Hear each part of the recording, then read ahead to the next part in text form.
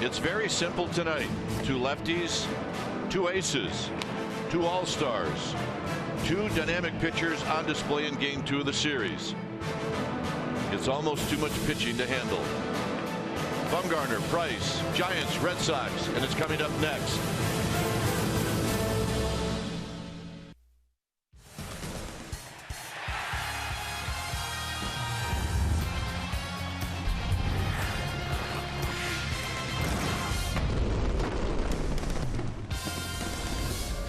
We've got another night here at beautiful AT&T Park as we get ready for Giants baseball. This is Game 2 of this short 2-game series, Giants and Red Sox. Hi again, everybody. I'm Dwayne Kuiper. Alongside me is Mike Krukow. Well, the Giants lose last night. Now they got the Red Sox one more night. Giants found out that this is a very tough Red Sox lineup. A lot of different ways we can go, Mike, but I want to ask you about this. This will be the first time in a very long time that Buster Posey does not catch Madison Bumgarner. Does anything change for Bumgarner? Well, it is. I mean, you're out of your comfort zone because you just lock into a rhythm, and at times you don't even really have to think because you rely on the signal calling abilities of Buster Posey. But Trevor Brown is an exceptional signal caller as well, and I think he'll adjust to the rhythm of Brown very quickly. With Bumgarner, because he's very competitive, it's all about the guy in the box. And he will get tested as he's going to face the best offense, not just in the American League, but in all of baseball. It should be an unbelievable game. All right. A couple of lefties, David Price, Madison Bumgarner. Stay tuned. We'll take you to our CSN Bay Area studios for an update, and we'll do all of that right after this.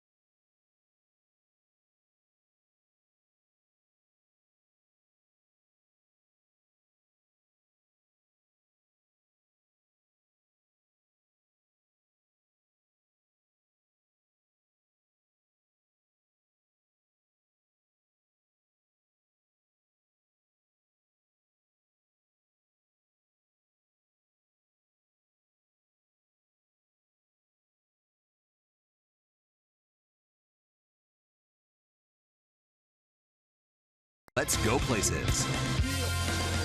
Your San Francisco Giants in need of a bounce-back win after dropping a tough one last night to the Red Sox. Tonight, they hand the ball over to, you guessed it, Madison Bumgarner, and it is his job tonight to provide a big league stop job as he tries to help his team snap a 3-game losing streak. Welcome back to the broadcast. I'm Amy Gutierrez. Now, Madison Bumgarner on the hill.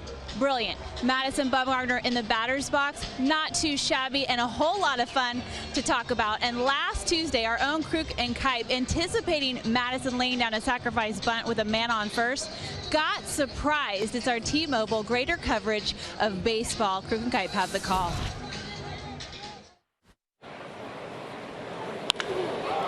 Bumgarner hits it high. Hits it deep. It is out of here. And there's your bunt sign.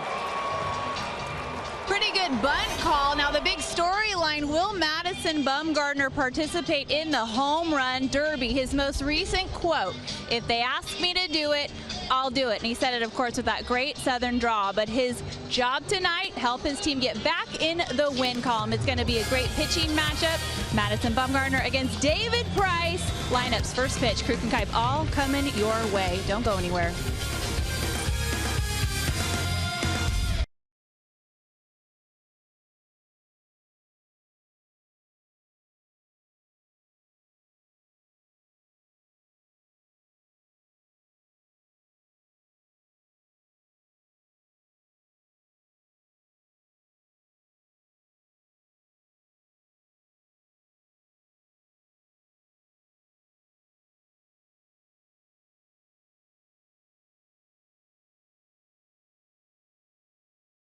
You guessed it, Madison Bumgarner, and it is his job tonight to provide a big league stop job as he tries to help.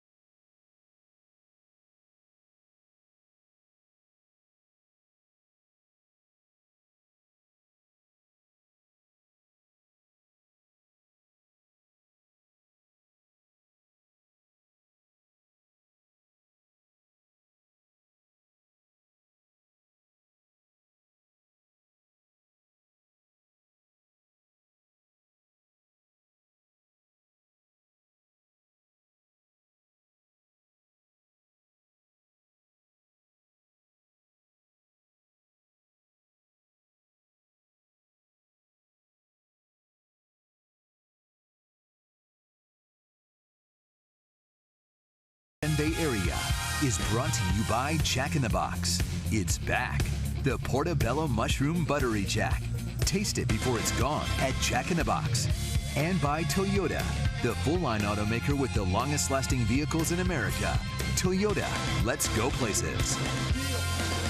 Your San Francisco Giants in need of a bounce-back win after dropping a tough one last night to the Red Sox. Tonight, they hand the ball over to, you guessed it, Madison Bumgarner, and it is his job tonight to provide a big league stop job as he tries to help his team snap a 3-game losing streak. Welcome back to the broadcast. I'm Amy Gutierrez. Now, Madison Bumgarner on the hill. Brilliant. Madison Bumgarner in the batter's box. Not too shabby and a whole lot of fun to talk about. And last Tuesday, our own Kruk and Kipe, anticipating Madison laying down a sacrifice bunt with a man on first, got surprised. It's our T-Mobile greater coverage of baseball. Kruk and Kipe have the call.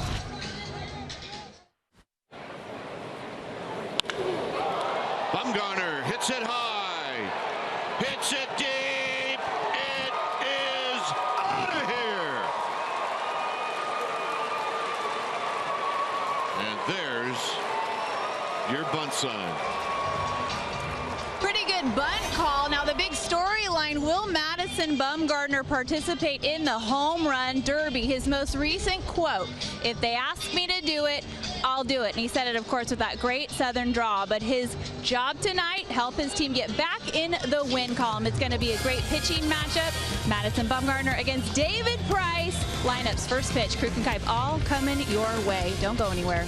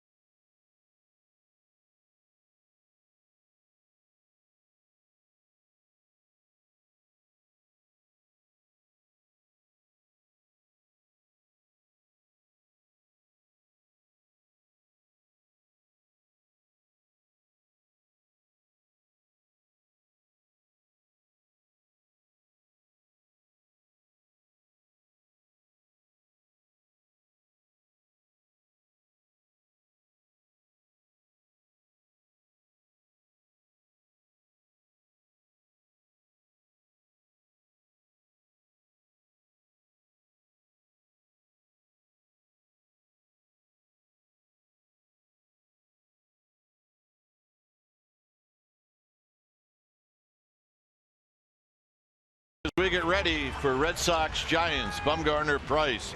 Our game time weather is presented by the Santa Cruz Beach Boardwalk. The boardwalk is indeed open.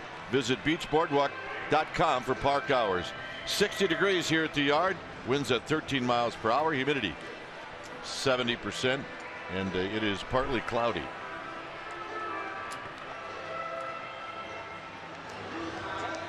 See Madison Bumgarner coming out. He'll be facing a really exceptional Red Sox lineup. It'll be Betts, Pedroia, and then Bogaerts. You see Bogaerts average in the American League. Ramirez, Bradley, and Chris Young. Rutledge is going to hit 7th, and Vasquez 8th, and David Price 9th. On the hill tonight for the Giants will be Madison Bumgarner. Bumgarner, three-time National League All-Star, making start number 13. He's 7-2 with a 1.91 ERA, 94 strikeouts against just 24 walks in 12 starts. The Giants are 9-3 when he goes out there on the mound. Lifetime against this Red Sox team. He's faced them once. Through 7 innings, gave up 4 runs. He was a loser in that ball game, 0-1. That's the only time he's ever faced Boston. When you face Bumgarner, you're going to see a fastball that's low 90s on an average, but with lots of movement. It really hides the ball very well, and his delivery, a low 3/4 release, has got a natural cut to it, which works its way into right-handed hitters. He also has a slider, a curveball, and a changeup. Bumgarner, 26 years of age, and he's a 6-year veteran. And what do you say we take a look at the defense playing behind Madison Bumgarner tonight? For the Giants, in the outfield from left to right, it'll be Williamson, Span, and Parker. Good arms on the corner, the best arm in left field. Crawford, Duffy on the left side, Tomlinson, Belt on the right side, and Trevor Brown, he'll be in the squad, putting down the signs for Madison Bumgarner, and snaps a streak of 51 consecutive games that Buster Posey has caught Madison Bumgarner, and it goes back to 2014. Posey still nursing an injury to his throwing hand, his thumb. And it's the hope that with a day out today and tomorrow that he'll be ready for the weekend against the Dodgers. But tonight it's Trevor Brown putting down the signs for Bumgarner. And what do you say we take a look at the Nissan keys to the game? Number one, go get them, bench. Well, what do you mean? Well, they've got Williamson, Parker, Brown, Tomlinson, 4 guys who normally do not start are starting in tonight's ball game, so that's a big key. And number 2, Matt Duffy. Go get him, Duffy. First time he's hitting the 4 slot. He is the cleanup hitter, and those are Nissan keys to the game. So Mookie Betts stands in as we get ready. Betts 2 for 5 last night, 9 hits in the game for the Red Sox, and the first pitch of the game is a called strike. So we get started right on time. Betts overall hitting .287, 14 home runs, 45 driven in, and that pitch is high. Home plate umpire Tim Timmons, Jordan Baker, Ryan Blakeney, and then Mike Everett. Tim Timmons, a good pitcher's umpire. Thing about Timmons is he likes that ball down around the knees. I mean, he's a low ball guy, but he will give some width on both sides of the play. But you've got to earn it, and you got to show to him early that you are going to pound the strike zone. You do that, and you will get some corners.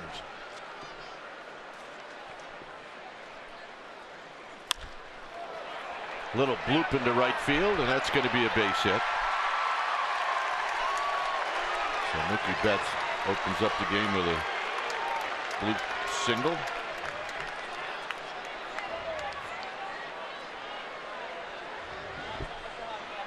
Take a look at how Madison Bumgarner uses his pitches so far this year. You're going to see 87% of the time you're going to see something hard. It's either going to be a fastball or a cutter. And you can see the league's not hitting either one real well, especially the cutter. He's got a curveball that he'll show you, and at times it's been very, very good. The changeup, it's still kind of a show pitch. He doesn't use it a whole lot. Best off-speed pitch really is that curveball. Here's Pedroia, who takes a call strike. Pedroia last night 1 for 5 overall at .313, 7 home runs, 26 runs batted in. It's been hot. He's got a 14-game hitting streak going.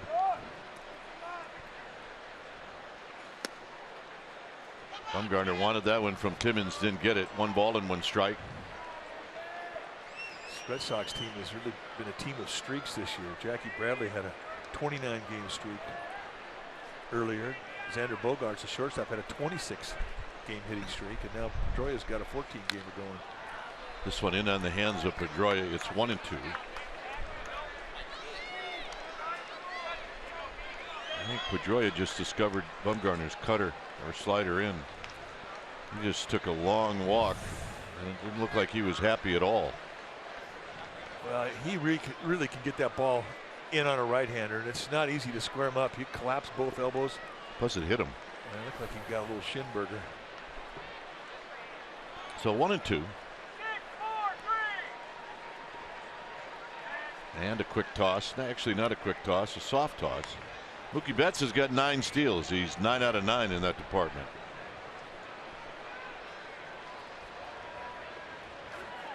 ERA leader since April 22nd. Bumgarner on top of the heap with 1.11 ERA.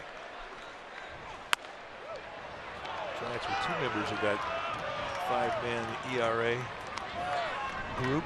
Johnny Cueto ranks 3rd. Fastball just a bit outside, maybe high for Timmons. Bumgarner working Timmons, or at least he's trying to.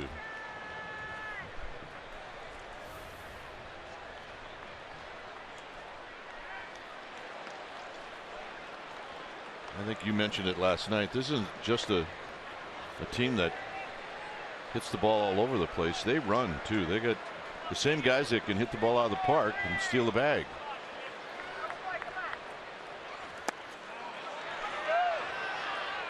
Three and 2. So likely now you would think Mookie Betts is going to go. just managed to hold off. It's kind of out there in that 50-50 zone where it gets called half the time. Betts goes, swing and a miss. Brown's throw offline, and Betts steals it. So Pedroia out.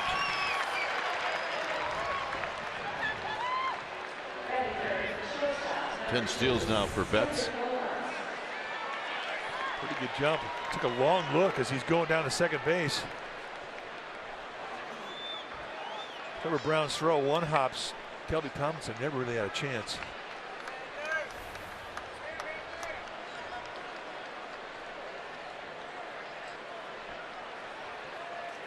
Here's Bogarts hitting .346.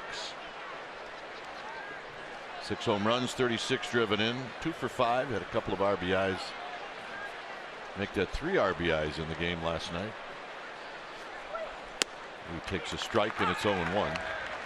Hanley Ramirez, Chris Young, and Josh Rutledge are the only 3 Red Sox hitters in this lineup that have ever faced Bumgarner before.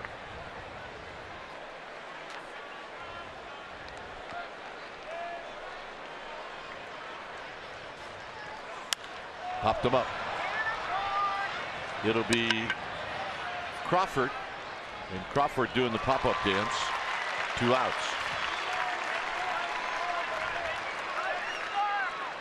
And here's Hanley Ramirez. A little more wind at the start of tonight's ball game than we saw in last night's game. And it is going to be an issue early on. Pop-ups and fly balls.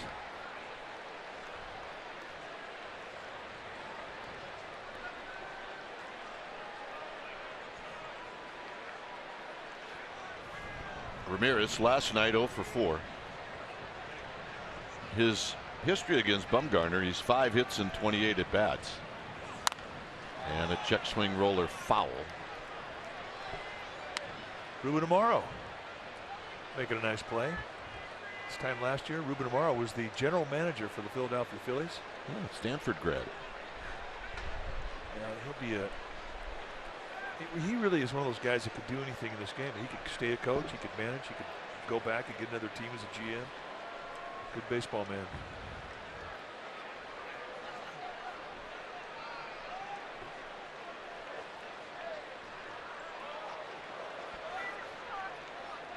Mookie Betts could probably steal third right now. Tomlinson and Crawford are more concerned about being able to cover the infield.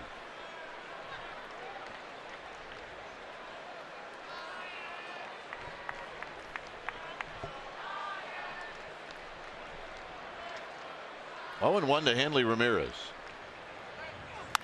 Check swing roller, and this is going to end the inning. So Bumgarner pitches through the leadoff single and the stolen base. Giants are coming up. Span will lead things off.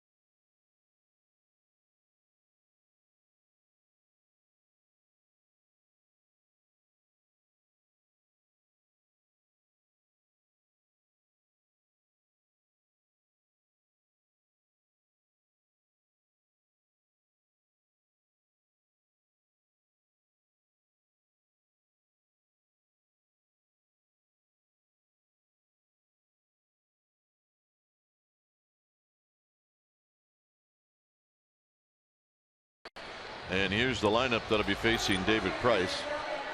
It'll be Span, Tomlinson, and Bell. So 2 of the first 3 hitters are left-handed hitters. Duffy, the cleanup hitter. Then Crawford, Brown, and Parker. See what Parker's done in interleague. Nice. Mac Williamson gets a start. Williamson in left, and then it's Bumgarner hitting 9th. On the hill tonight for the Boston Red Sox will be the big left-hander, David Price, 6'5", 215-pounder. Price is 30 years old. He's in his 8th year at the big league level. This is what he's done in 12 starts here in 2016. He's 7-2 with a 4.880 ERA. But look at the strikeouts. About a 4-to-1 strikeout walk ratio. 84 strikeouts in 75 2/3. They're very concerned about his velocity. He shouldn't be. He's got a command of 4 good pitches, a fastball that'll average around 92, curveball, slider, and a changeup. And his changeup, he's using it a lot. It's a high 3/4 release. When he throws that curveball, it's got a very acute angle in it. So Denard Span will lead things off, and he takes a call strike. 269 for Span, 2 home runs, 23 runs batted in, 2 for 5 last night.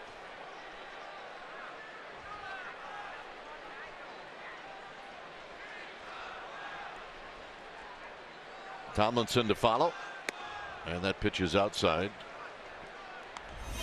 Take a look at the motion. It's our Exmo, brought to you by your local Toyota dealer. A very classic high leg kick, about right to the belt, but a high 3/4 release.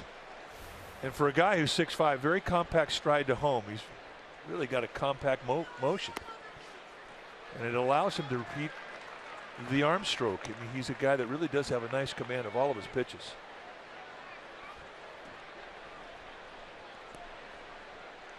I mean, it almost looks like he's pitching out of the stretch.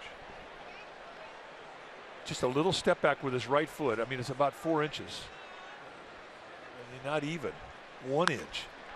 Lifted out to left for Chris Young. Span's retired, 1 out.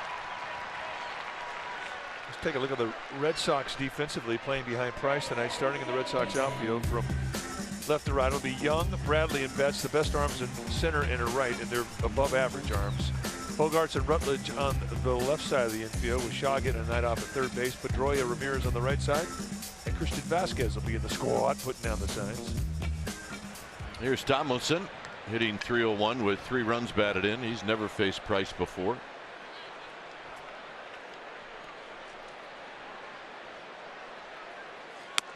And he looks at a pitch that is a ball. 1 ball and no strikes.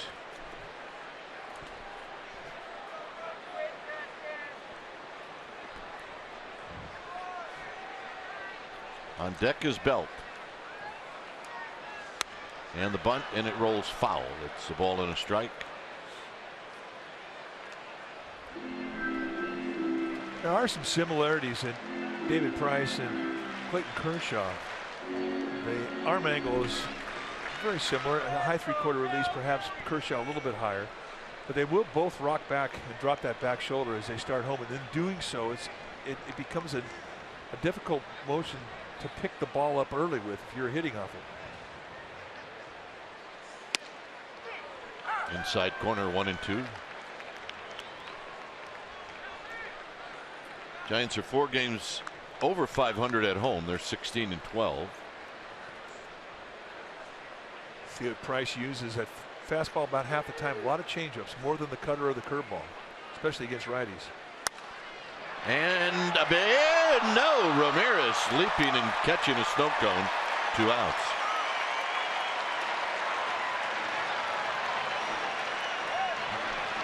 Well, if you're at the NFL Combine and you have to do a standing jump, they need to get this measurement, because this is all Ramirez has got right there. And he uses every bit of that first baseman's glove. And it turns out to be a nice play. Snow cone. And because it wasn't hit real hard, Ramirez had a lot of time to time his jump. Here's Belt. Overshift is on for Belt, and he shoots it foul. Sam Levy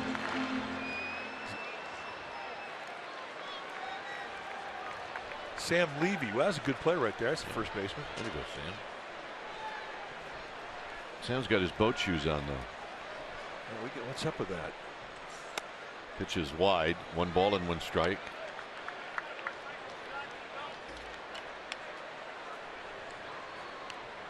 Well, happy 60th birthday to Joe Montana. 1 ball and 1 strike. And Belt gets underneath this one out into right center field. It's Betts battling the wind, and Betts is going to make the catch, and that'll end the inning. No score.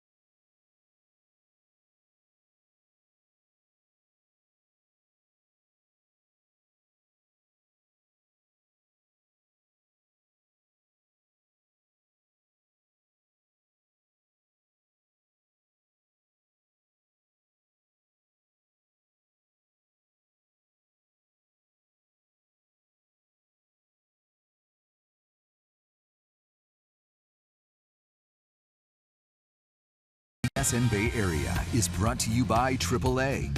Get a free Giants all-season blanket. Restrictions apply. Go to AAA.com/Giants or to a AAA branch for details. No score is Jackie Bradley Jr. stands in facing Bumgarner, and he takes outside for a ball. It'll be Bradley, Young, and Rutledge. Mookie Betts with a base hit to open up the game, and the only base runner in the game for both teams. And a call strike to Bradley. Bradley in the game yesterday, 1 for 4.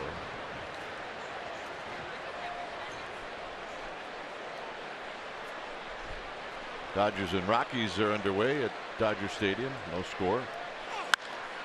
This is hit out to Mac Williamson. The ball starting to carry, but now on the track, Williamson makes the catch. Dodgers are in town for a 3-game series. That'll start Friday night. Giants are giving away orange rally rags to the first 30,000 fans, courtesy of Macy's. That's Friday night, and then Saturday 4:15 start, and Sunday a 5:30 start. Remember, the Saturday game is a reunion of the '86 team, so ceremony will start at 3:30. So get out to the ballpark.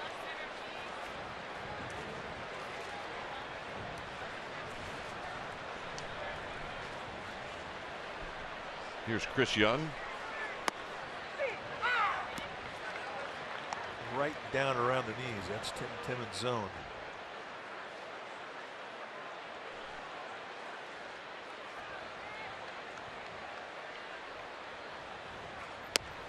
Same spot, nothing in 2.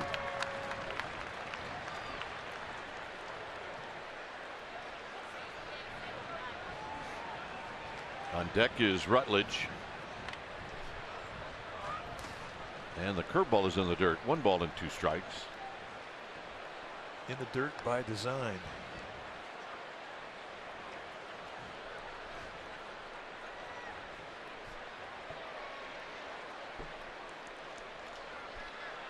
Red Sox on the road, 3 games over 500. They've done well against the National League and Interleague. They're 6-2. 2-2. Close.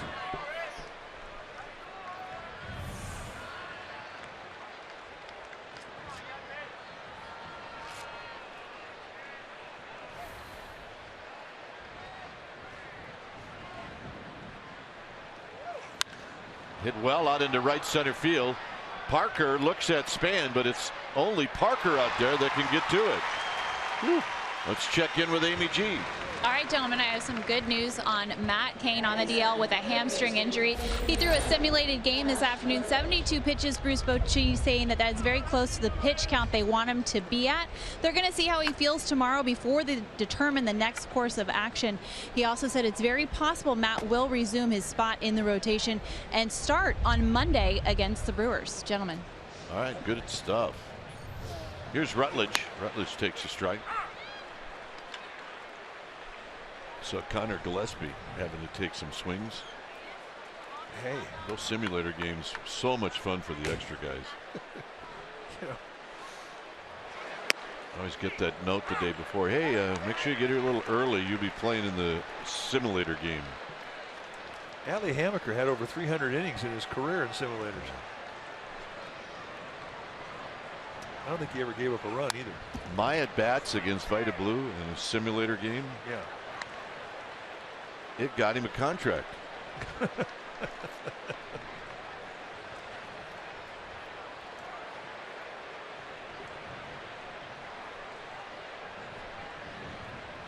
Oh, and 2 to Rutledge. 8 for 21 against Bumgarner. And he chases this pitch in the dirt. Brown blocks it nicely. Tags Rutledge, and that's strikeout number 2 for Bumgarner. Duffy, Crawford, Brown coming up. No score.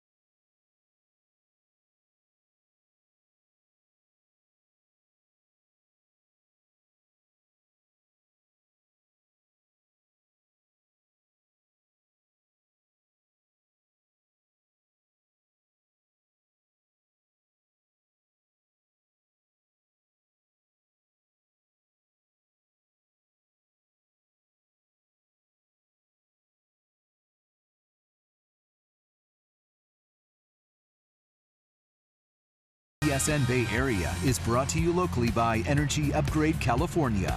It's easy to stay golden at energyupgradeca.org. No score as Matt Duffy stands in. Duffy hitting .235. Took some extra early hitting today. And he takes a strike on the inside corner. Duffy 1 for 4 in the Giants' loss last night.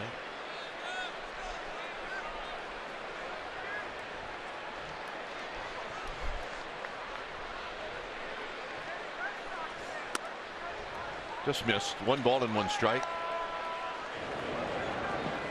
It's a happy couple. Welcome to AT&T.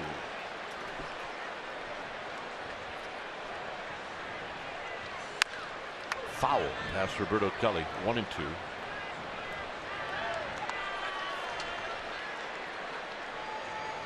Thirteenth start for David Price.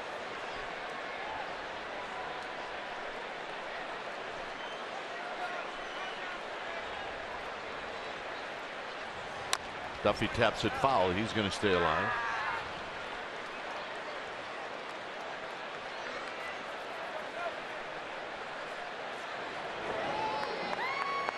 a handsome group. You know those guys.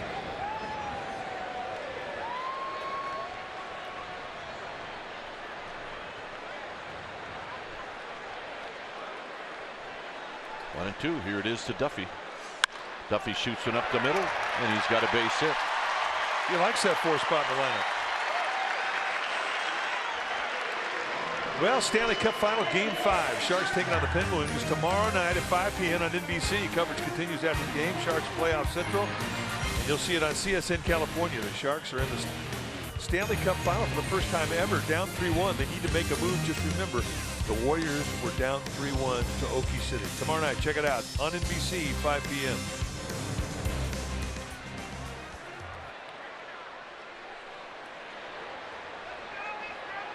Sharks guy, 49er guy, and he's here, so he's a Giants guy. That's it. Pitch to Crawford. Crawford shoots one into center field, but right there is Mookie Betts. He's got a good swing going.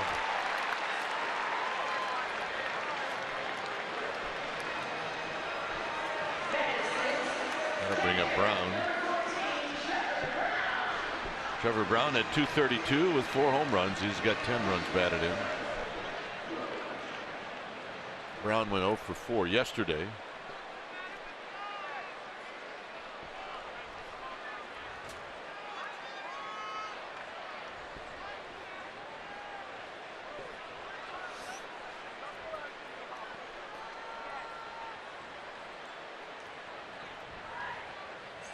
And the first pitch to Brown is high. Get the feeling that Bruce Bochy, with a lineup that's missing a lot of its regulars, he may start doing a few things different. Start runners, hit and run maybe more often. Popped out of play, 1 ball and 1 strike. Well, one thing about David Price is you're going to get something around the plate. I mean, if you're going to hit and run, you want a guy who's going to give you at least something that'll give you a chance to put the bat on the ball. And with Price, I mean, he's going to be around the zone most of the night.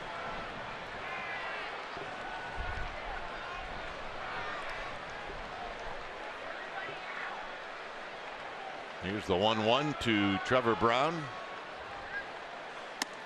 Not close. Duffy gets back. 2 balls and 1 strike. Jared Parker to follow.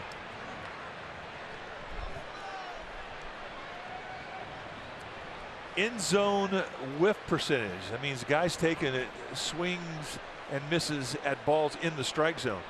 Max Scherzer has got the nastiest stuff in the strike zone, but right there in the top 5, number 4, David Price at 23%. That's exceptional stuff. Foul back, 2-2. Most of the swing and miss stuff is balls that are out of the strike zone. So for a guy to have a swing and miss percentage of 23 percentile at balls that are in the strike zone, that's saying something about his stuff. Yeah, when Lincecum was striking out all those people, most of his strikeouts came on pitches that were not in the strike zone. That's why, you know, they're so concerned about the lack of velocity this year for David Price. He's down 2 or 3 miles per hour on his average fastball. He's still got swing and miss stuff in the strike zone. What's the concern? Hit out to right field for Mookie Betts. Well, it's now easier than ever to catch more Giants baseball in your area by tuning into NBC Bay Area on Channel 11 over the air or on Xfinity Cable 3 and 703. Check it out. Tell a friend.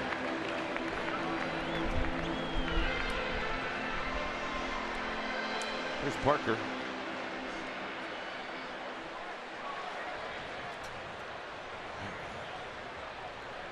You have the patience and the cash and spend some money on food,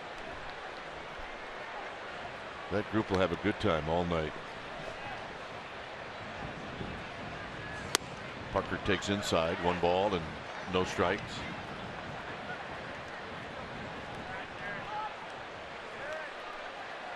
Parker hit his 3rd home run of the season last night.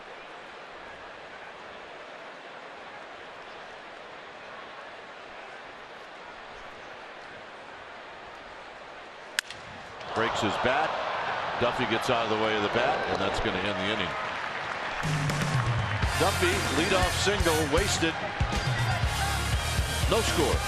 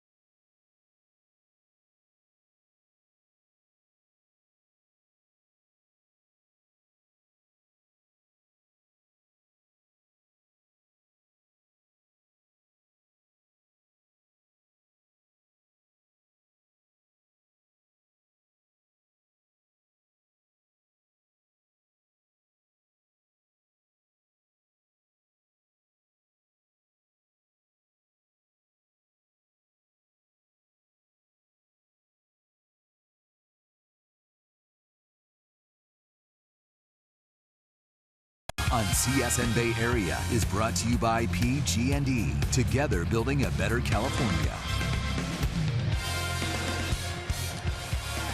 Each team with a base hit, no score. Catcher Christian Vasquez going to lead it off. David Price to hit second.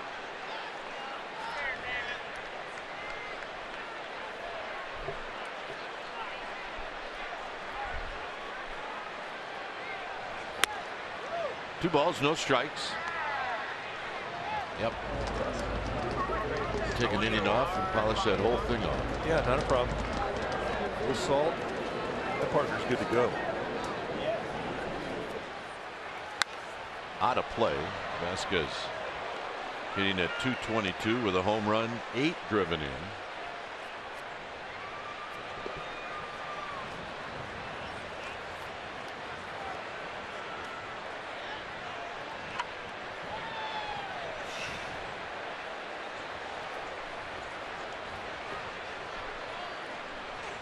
Swing and a foul out of the glove of Trevor Brown. 2-2.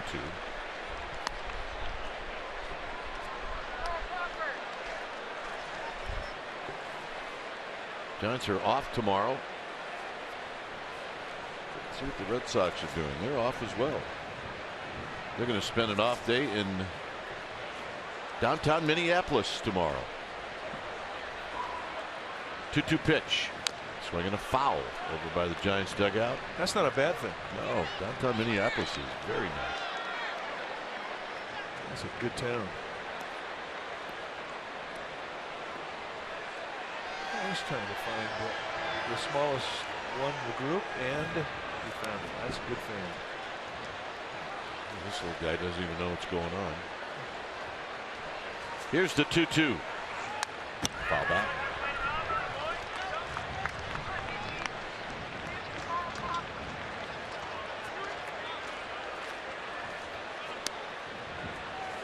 Great feeling when you see him light up, and a foul ball will do that to a family. So mom's a Giants fan, dad's a Red Sox fan. You know how that works. 3-2. Sounds like the Kuiper house. Yeah. Fish and chips, Irish nachos, a Reuben. I want to get that. I want to get that. I want to get that.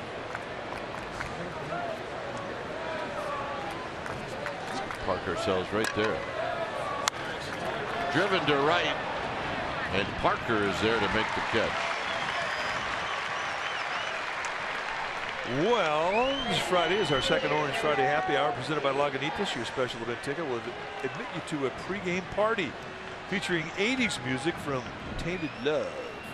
And you get a ticket to see the game against the Dodgers. If you want to go to sfgiants.com/special events and you can check out Tainted Love. David Price. He stands in. David Price 0 for 2 on the season, and he takes a strike.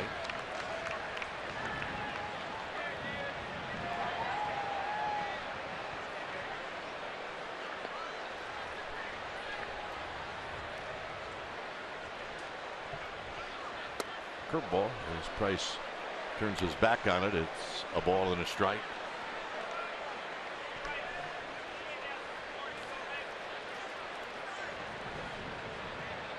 Mookie Betts is on deck. Swing and a miss, 1 and 2. Pretty good swing.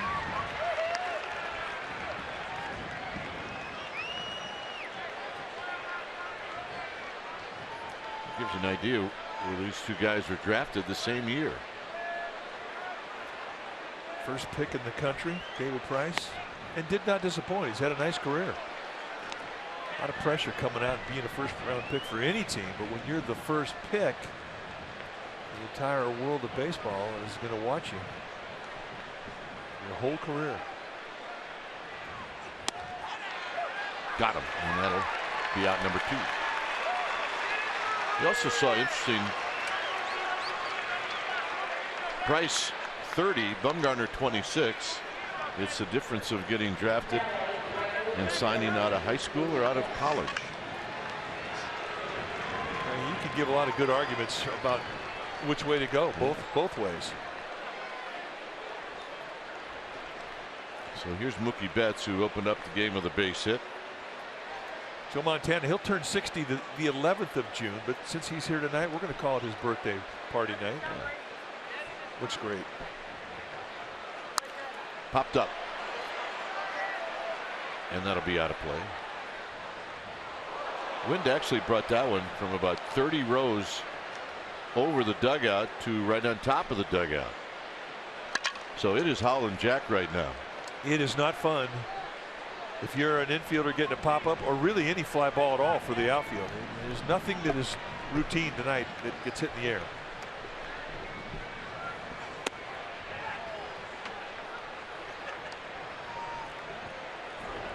Yes. From day one, the garlic fries have been a hit here.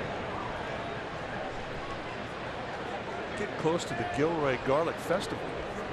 Great time of year. Outside 2-1. The garlic fries came from Candlestick, right? Yep. And when the garlic comes into bloom, it's a great time to go down 101 through Gilroy, because you can smell garlic and you want to be at a ball game.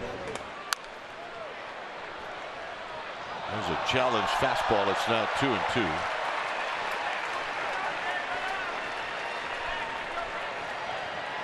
I want to get that, I want to get that, I want to get that. They never get old. They just don't.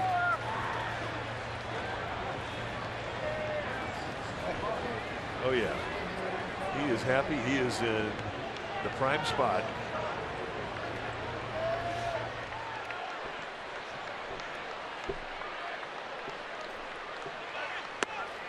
Full count now to Mookie Betts.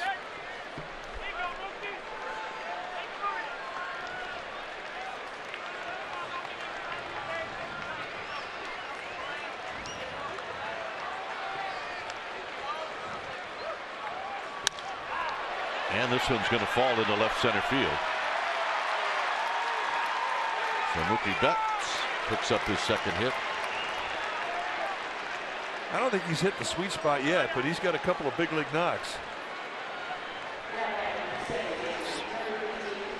14 home runs, 45 RBIs for Mookie Betts. Here's Dustin Pedroia.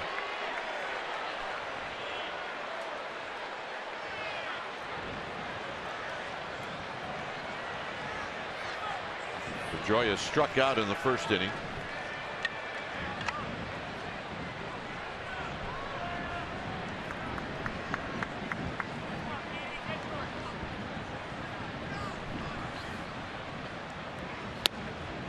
Strike, and it's 0-1.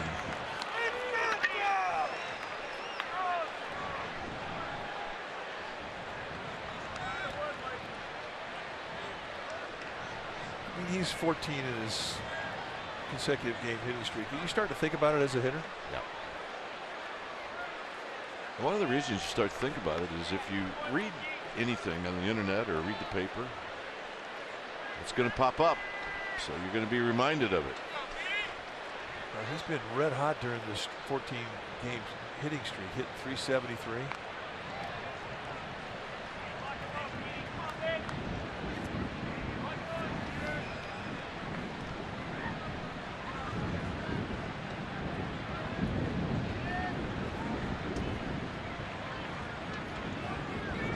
One to Pedroia. 0-2 to Pedroia.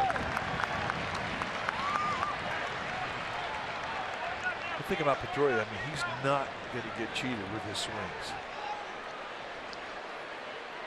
He is going to give every pound of his body into the hack. 5'9", 170 pounds. And he gets it all going to the ball.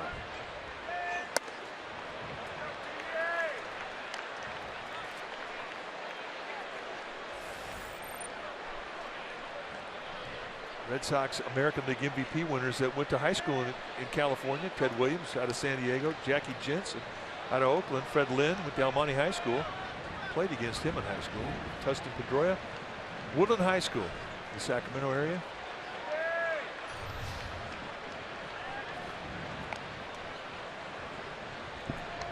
Played against Fred Lynn in basketball and baseball. He was also a football player. I couldn't tell you what his best sport was. He was a phenomenal athlete. He was a pitcher in high school. Played against Fred Lynn in the College World Series. SC was so good, we started a left-hander in the championship game, and he didn't play. That's a pretty good team. That's pretty good. It's a pretty good team.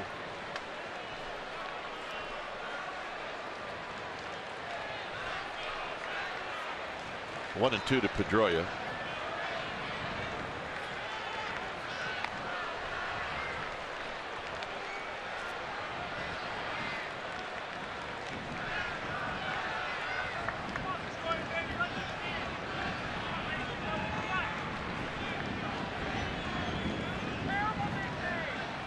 Mookie Betts has got a huge lead. And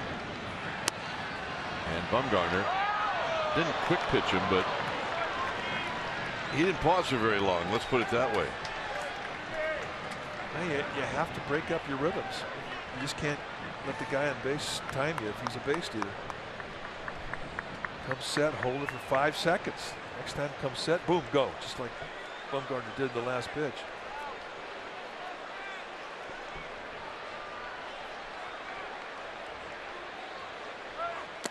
Down low. And now Betts is going to get there anyway.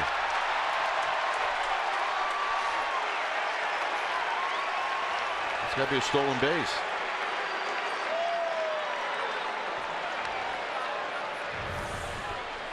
Watch the lead, and he stops.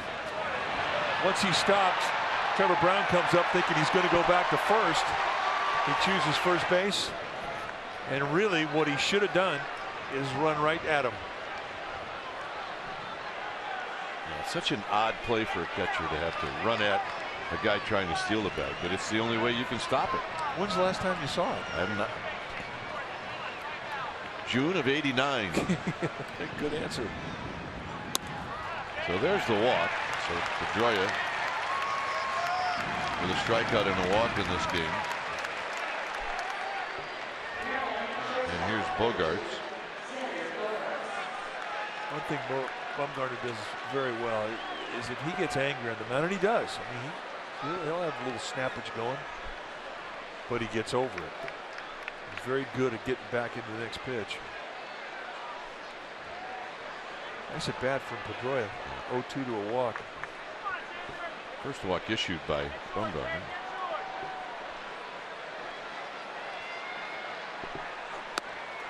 And the pitch is a high strike, and it's 0-1.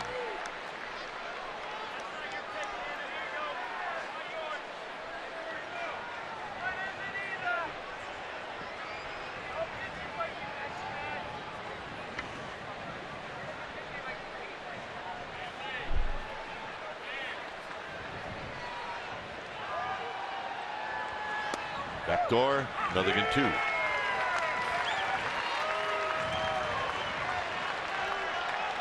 He's really good in these spots.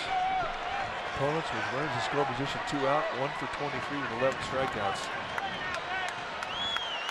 He's actually tied for the lowest average, which I kind of find that hard to believe. Block. But I think that right there just tells you how competitive a guy is. It really is a statistic that shows that off.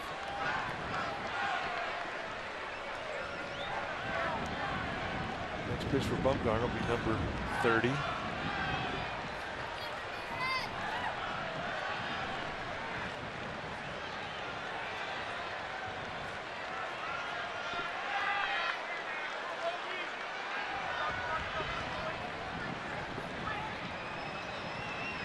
Bumgarner still keeping an eye on Mookie Betts.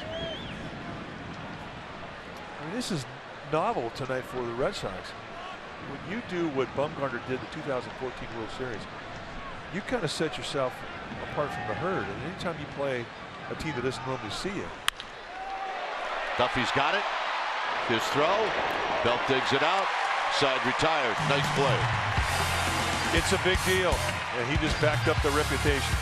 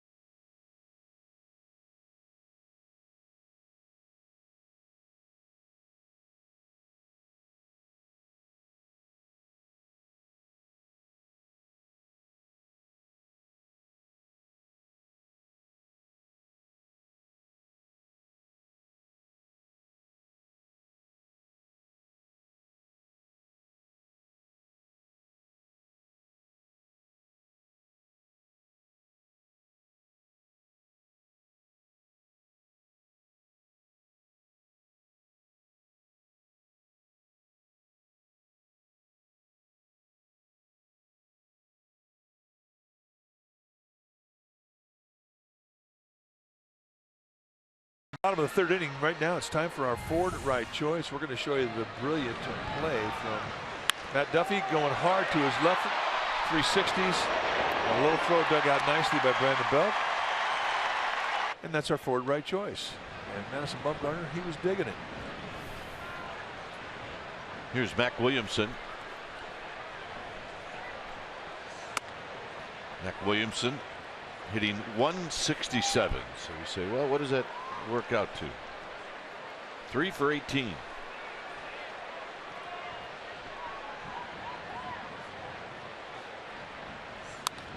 a healthy rip and a foul back.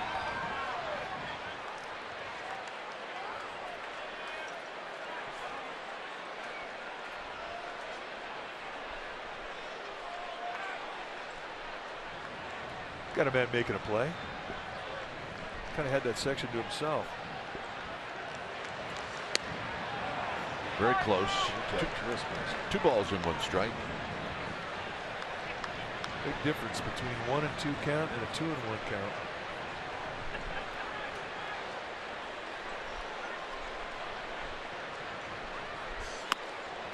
2-2. You talked about the motion of David Price. That's about as calm a motion as you're going to see. Maybe the most compact windup in all of baseball, but he started this, and a lot of guys are doing it now. And you really get into the stretch position and just have a little rock back with your front foot.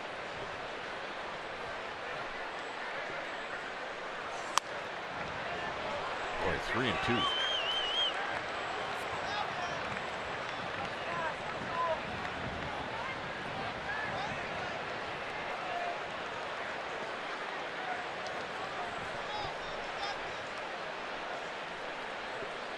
See if Mac Williamson gets something to hit here. 3-2.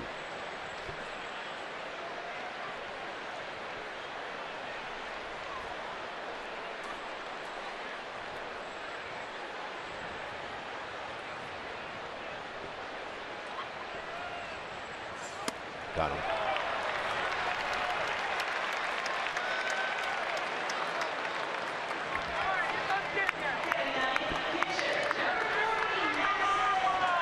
Well, it's a National League park, so the Red Sox lose their designated hitter.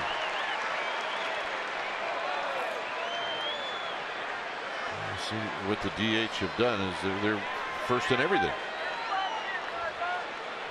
Here's Bumgarner. And he hits a line shot, and it's right at Chris Young. So Bumgarner retired. That ball right in the nose.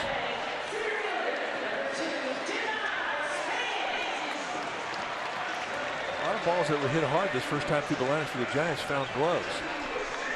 And that's something if you're Bam Euland's the hitting instructor, or Steve Decker, the hitting instructor for the Giants, you're going through your dugout right now, reinforcing your guys, saying good at bats, keep it up. Yeah. Do what you're doing.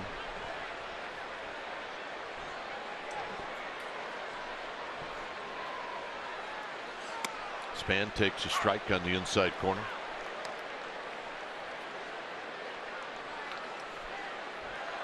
Bernard Span hit a fly ball to left field to open up the bottom of the first.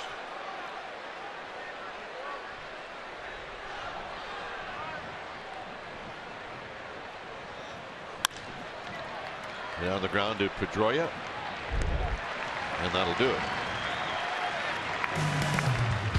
Hanley Ramirez is going to face Bumgarner when we come back. It's 0-0.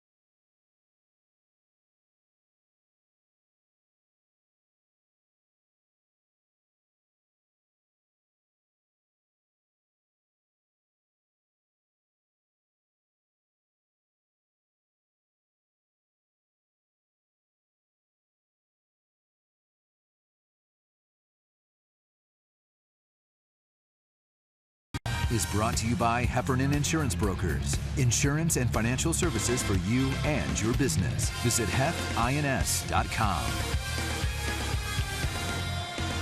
No score. Ramirez, Jackie Bradley, and Chris Young to face Bumgarner. Fourth inning.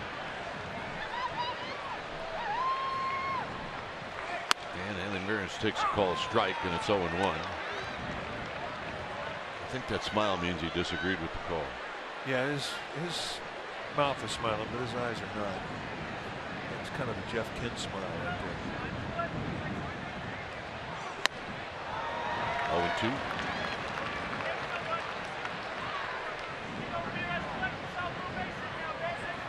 Ramirez with Mookie Betts at second in the first inning with 2 outs, had a check swing roller back to Bumgarner.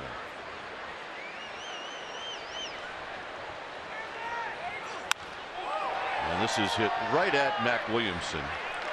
Let's check in with Amy G. Amy. All right, gentlemen, it's time for our Giants in the Community. It's presented by PG&E, and it's actually the wives of the Giants that we're talking about, because the annual Giants Wives Auction is just around the corner. It's happening this Friday and Saturday. Fans coming to AT&T Park get to bid on fabulous items. It's going to be at the Community Cup Clubhouse from gates open until the 4th inning, and they get to look at the players' favorite things basket. We've got one here. This belongs to Hunter Pence. I'm sure you could guess that with all the gamer gear. These are really cool reflections of their personality that they've taken the time to put together for fans to bid on. And the money that is raised from this auction helps the Giants Community Fund and several other organizations. Now, if you cannot make it to the park, well, you can't get a basket, but that doesn't mean you can't get some other stuff. You can get experiences or autographed memorabilia. Jeremy Affelt's got a pitching lesson offered up. You can get Bat Boy for a game, and you can get those on jrgiants.org. But if you want a basket, Friday and Saturday, gates open to 4th inning, Giants Community Clubhouse. Gentlemen. Got him. Thanks, Amy. Well said. By the way, Mike, what would our basket look like? It'd be more of an adult basket with Be a lot of popcorn. a little McCallum, maybe a bottle of Pinot. Or 2. There'd definitely be some ice cream in it. Good book. Cheetos. Lots of Cheetos. 1 ball and no strikes. Probably go for a couple of bucks. Literally. We'd be bidding against each other on one basket. 2 balls and no strikes. Chris Young hit a ball to deep right center field that Parker tracked down.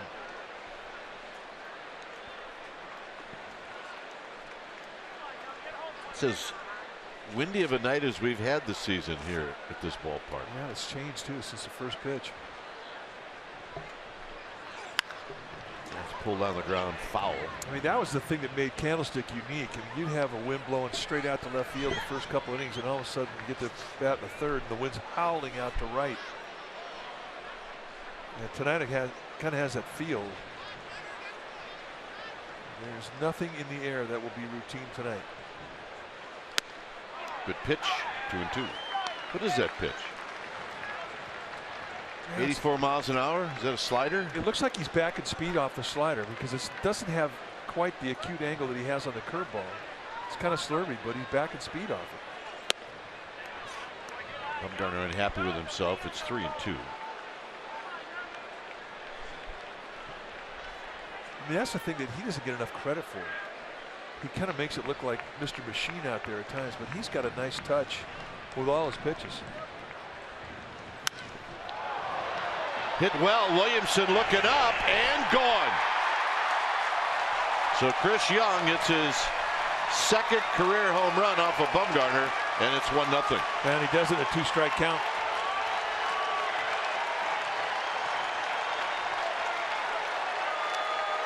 There is carry to the outfield tonight where there normally isn't. And I don't want to take anything away from this at bat because it was a good one. And it's really impressive as to how flat the swing is and how he backspins this ball. Backspin will give you carry, but you put a little wind behind it. And you get a round tripper. Which is low to Josh Rutledge. Take a look at where it went once it went over the fence. right down the runway.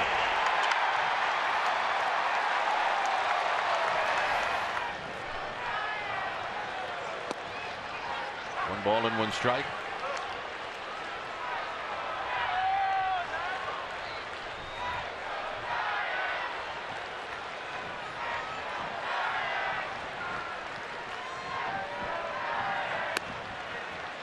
Just off the plate.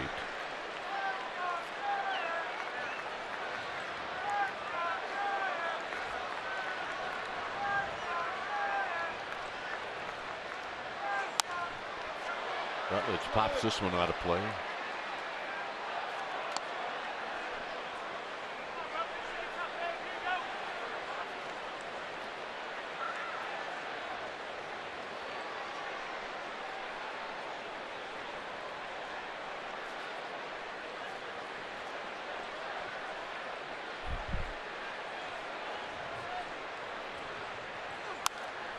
In on his hands, and Rutledge is going to pop this one to Belt, and that's going to end the inning. Red Sox on the board. Chris Young hits his 5th home run, and it's 1-0 Boston.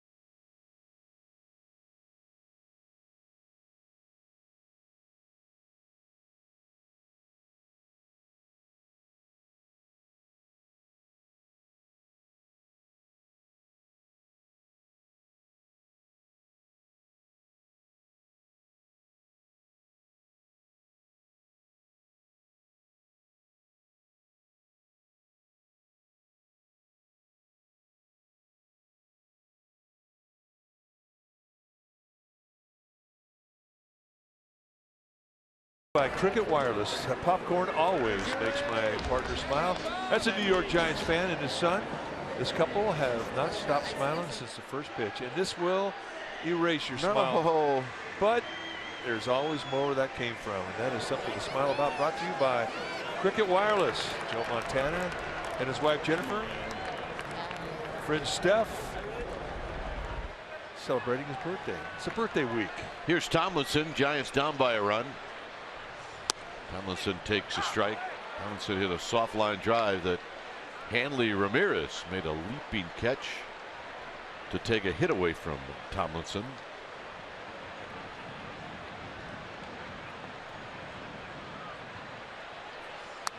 Ball back. 0-2. His style of hitting, as compact as his swing is, I mean, he really is built for the two-strike defensive at bat. I mean, his swing is just there's not a lot there. It's just so quick. 1-2. And when you're in the protect mode, the two-strike count, you're fighting off. I mean, that's the kind of swing you want. He didn't have a lot of hits, doesn't have a lot of length. It's just direct to the ball.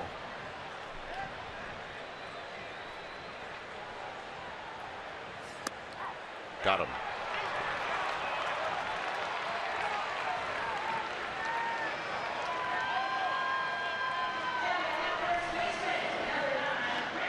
Take a look at the road win percentage. This is Major League Baseball all-time leaders.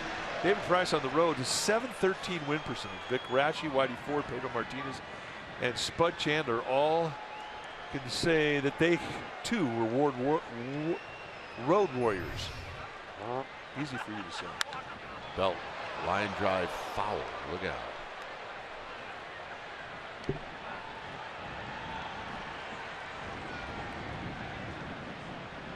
Overshift is on for Belt. Duffy to follow.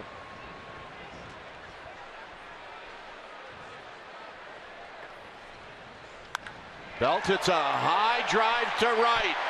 It is out of here. And that one's into the pond, and this game is tied.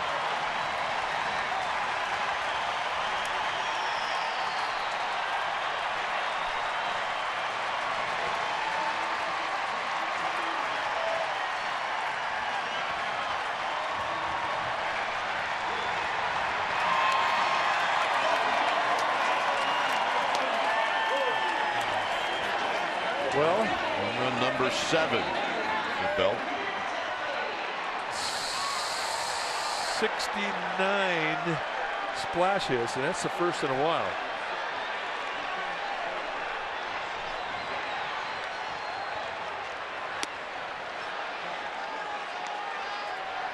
Brandon Belt was the last guy to hit one in the McCovey Cove. He did it in September 2014, so the drought is over. Even year. It's even year. We need to get that guy out of the water. Says hit off the end of the bat to Pedroia. 2 outs. Well, this is a hanging curveball right up there. And it just unloads at the belt, and you can see the grimace from David Price. And he knew right away it was gone. It's just a matter of whether or not it's going to get in the pond. And let's take a look from our splash cam. High, majestic splash.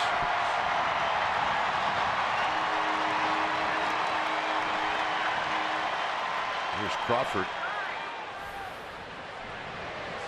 Crawford takes outside for a ball.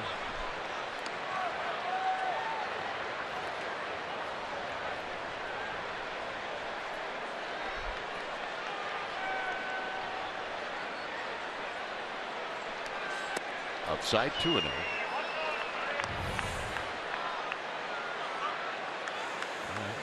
in he goes.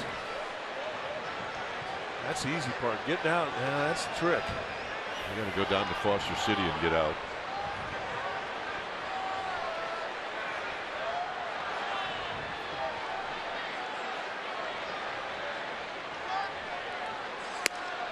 Strike to Crawford, 2-1. Well, there's the ladder, so he will make it.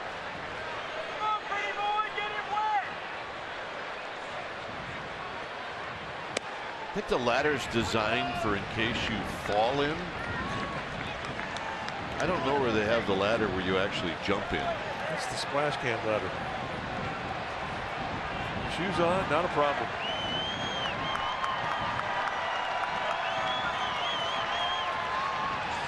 Crawford taps this one to first. Hanley Ramirez is there, and that's going to end the inning.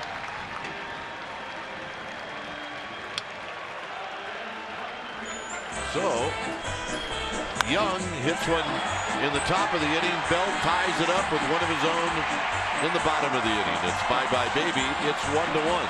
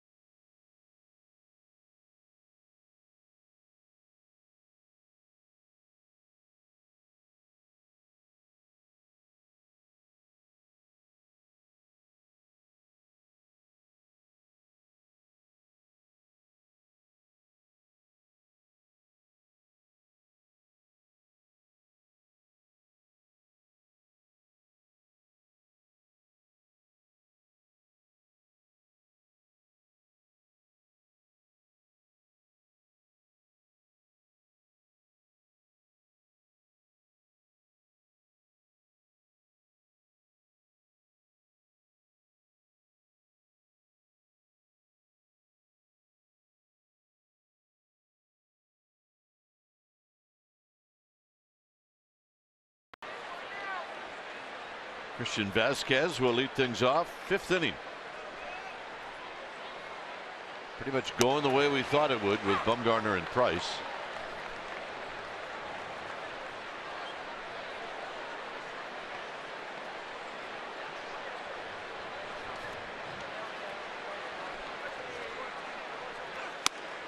Swing and a miss. Nothing in 2. I mean, one of the concerns in this ball game right now is going to be the pitch count. Bumgarner at 75, Price at 46.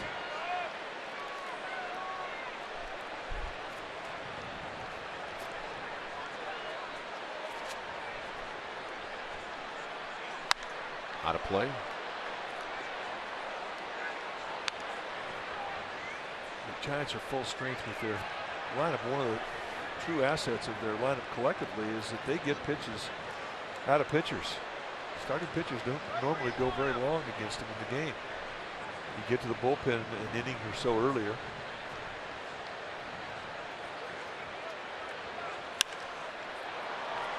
Hit out to Denard Span. Timeless moment brought to you by Coors Banquet. On this date in 2002, Barry Bonds hit an upper deck home run at Yankee Stadium off of Ted Lilly. It was career home run number 588, Bonds' first and only home run at Yankee Stadium. Tell you what I remember about this is that you were off that day, but at the game you went up there. I did, and I couldn't believe it. Somebody can hit a ball that far up into the stands. It was something to watch, boy. Price takes low to even the count at a ball and a strike. He struck out in the 3rd inning. Dodgers Rockies still 0-0. That game in the 5th.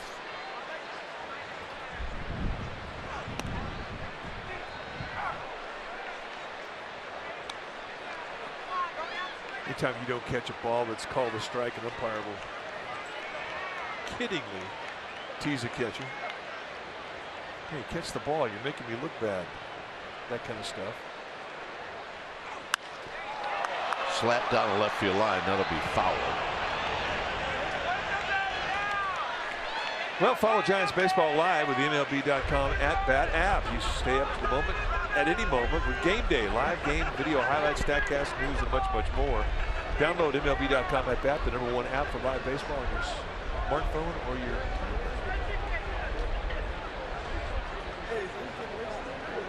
younger version of Madison Bumgarner. Here's the 1-2. And he got him. Strikeout number 5.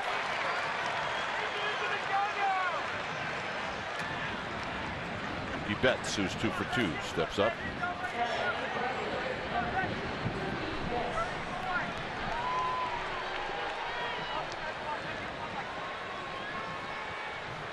Betts a couple of singles.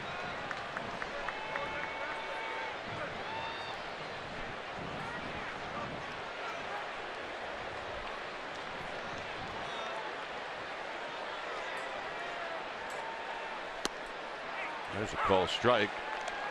Young hit the home run, so he's the Red Sox player that provided the only run of the game for the Red Sox. Betts has got the other 2 hits, 2 singles.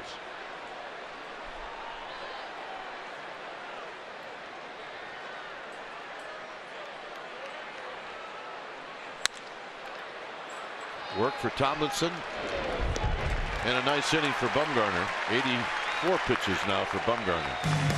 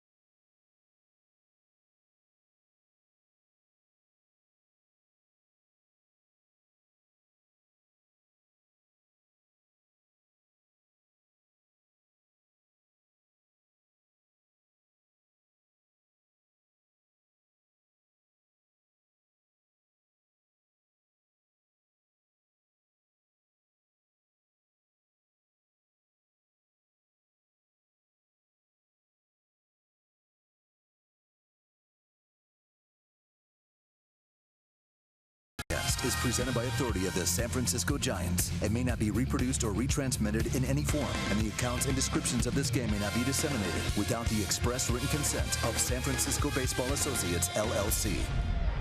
NBC Bay Area investigates to hold the powerful accountable, and now it's expanding its resources to help solve your consumer problems. Introducing NBC Bay Area Responds. Check it out. Price to Brown, and a swing and a miss.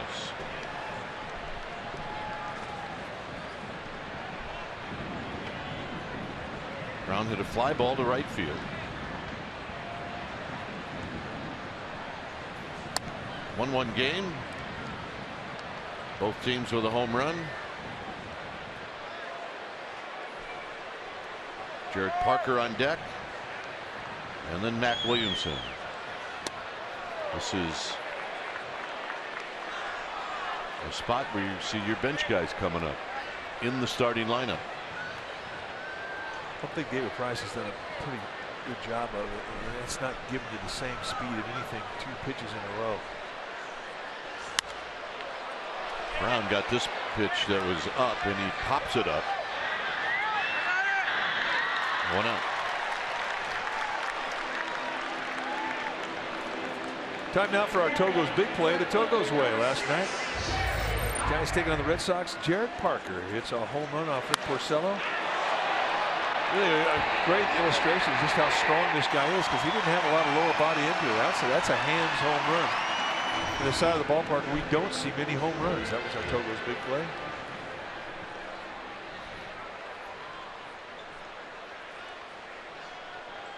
Parker rolled out to Pedroia to end the second inning. Here he shoots this one on the ground, and Pedroia on the backhand, and Pedroia, who's got great hands, throws him out on a nice play. That's the hardest ball to catch. That's a high backhander when it comes up on you. That ball was smashed. Top spin, 1-hop bullet. And it's kind of a wrestling match. Just a beautiful high backhander, 360s into a throw. I mean, that's the big leagues right there. Just great body control and beautiful hands. Mac Williamson struck out swinging in the third inning.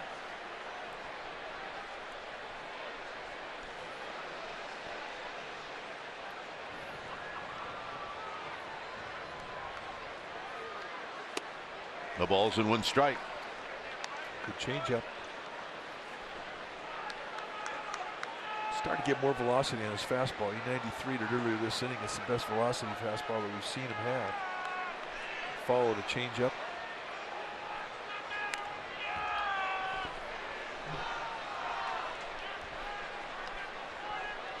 Oh, 0-2.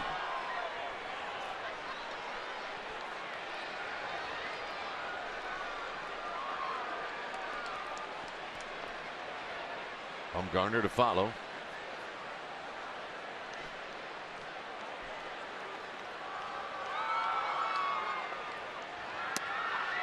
Got him, and that'll end the inning.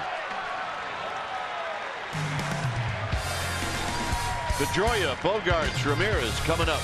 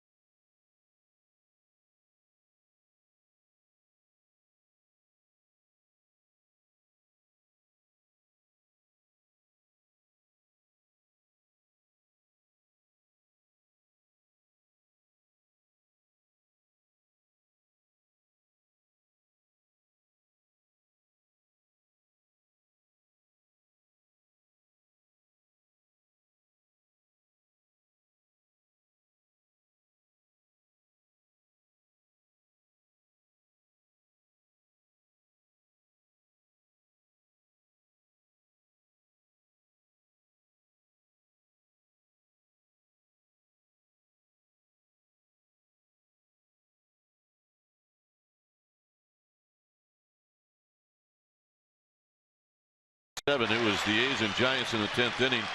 Eliezer Alfonso was injured on a play at the plate. Benji Molina had already been double switched out of the game. Fred Lewis left with an injury. And what did it mean? It meant that Pedro Feliz had to catch. A's scored 2 runs in the top of the 10th after these changes, and the A's won 5-3. I will never forget that night. Here's Pedroia, who takes a ball, 1 ball and no strikes. I mean, that really showed me something for an everyday player who plays in the field to come in and strap it on and put on the gear. And that was Pedro Feliz, a good team guy. And he proved it that night. Strike, 1 ball and 1 strike.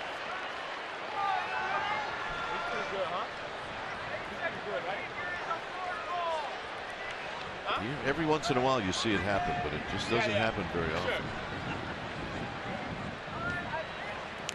Swinging a foul, 1-2.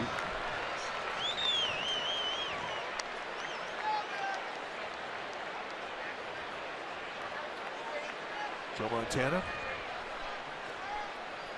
Pretty powerful lens right there. That guy has been around forever.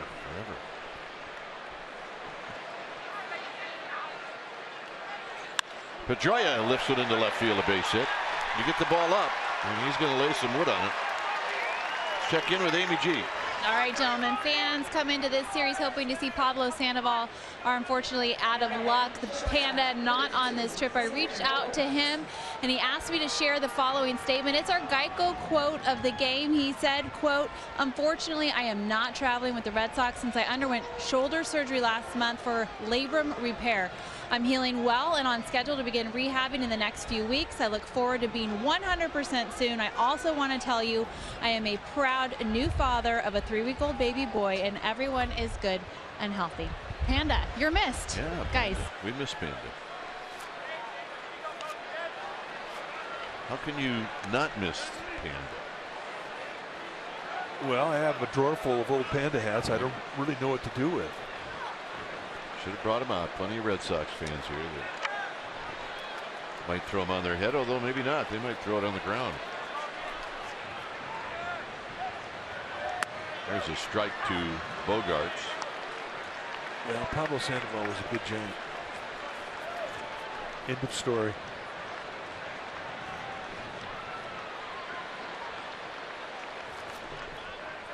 End of story. That is a fact. 1-1 to Bogarts. 1-2 to Bogarts. There seems to be a spot that Bumgarner's been able to hit up and away of all places.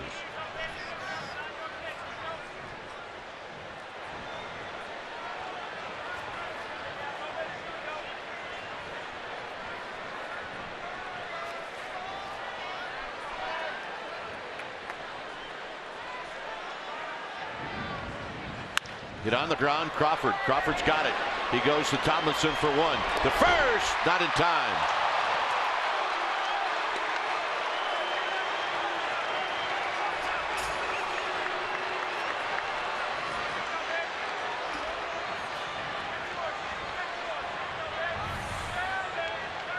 A little trouble digging the ball out, and normally you're so used to seeing strikes at the chest from Crawford, and I think that little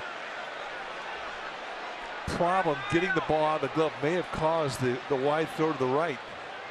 And with Bogarts, it has to absolutely be pure.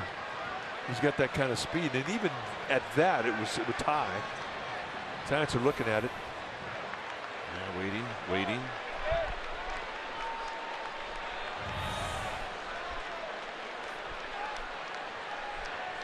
Yeah, he beat it. Yeah, they won't challenge that. So here's Hanley Ramirez.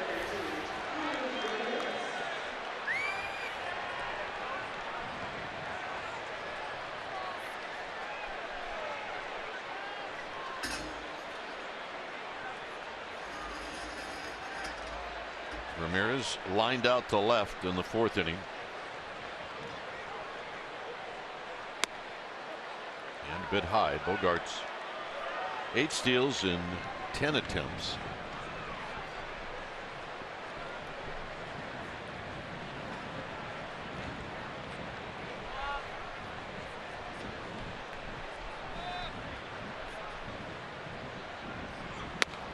2-0. Everything that Bumgarner has, he can get a ball on the ground with it. Cut fastball, even if he plants it on the hands, it's a ball that will get beat into the ground. But down around the knees with everything he has, especially if you're an infielder on the left side, normally get a lot of action, a lot of balls hit to you on the ground.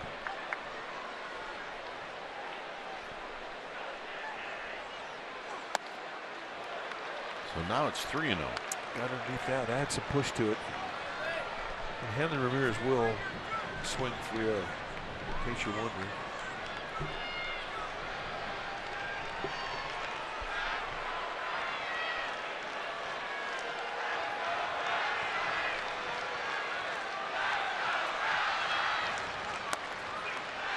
Three and one.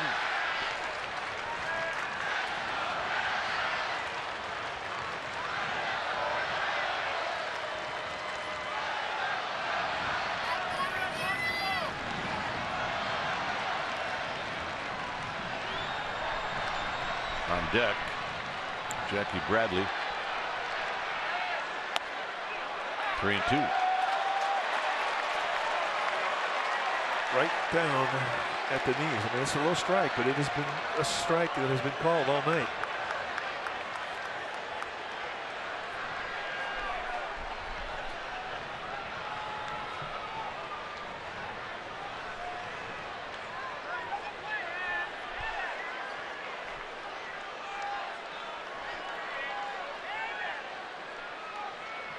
Runner goes.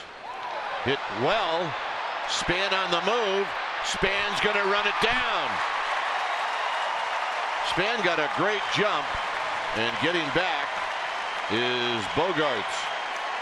Outstanding play. I didn't think he had a chance. The way that ball was hit, the backspin it had, and the way that the ball is being pushed by the wind tonight, there's nothing easy about this, and he just runs it with an absolute arrow of a route. And it had to be perfect. And in the end, a high backhander, he gathers it in. He takes away extra bases and a run there. Nice play. See the reaction from Bumgarner. Here's Bradley.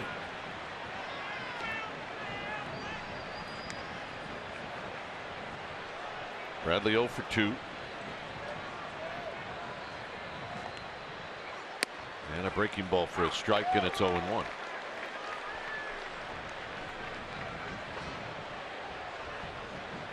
So the next pitch for Madison Bumgarner will be number 100, and he is due to lead off the bottom of this inning.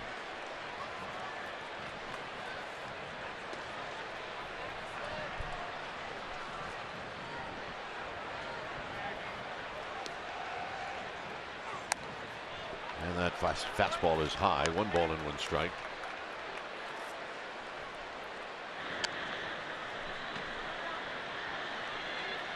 Derek Law finishing off his warm-up throws.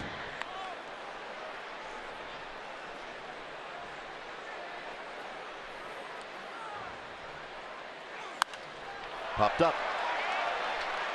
Crawford will battle the wind, and that'll end the inning. So Bumgarner pitches through the leadoff single by Pedroia. He will lead things off in a tie game.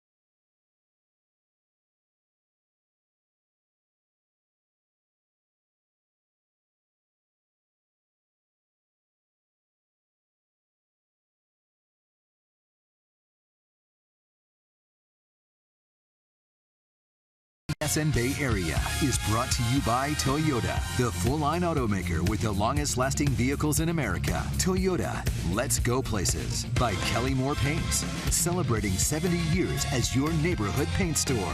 By Xfinity, X1 from Xfinity will change the way you experience TV. Warriors Playoff Central with live Warriors coverage is airing right now on CSN Plus. CSN Plus can be found on Comcast channels SD 105, HD 780, DirecTV 696-1. And a call strike to Bumgarner. AT&T 771 SD and 1771 HD. If you can't find CSN Plus, then you should log on to csnbayarea.com and call your local cable provider. Bumgarner rolls it foul. It's a quick 0-2. Man, a respectful first two pitches of the at-bat being off-speed pitches. Slider, the changeup, bang, bang, just staying away from the fastball. The world knows that Bumgarner can hit a fastball. Lined out to left field in the third.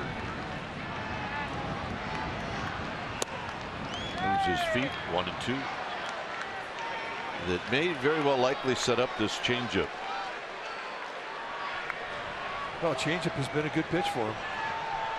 He can go down the dirt with a couple breaking balls. He can heat him up above the hands with the fastball. He's got three ways he can get after him.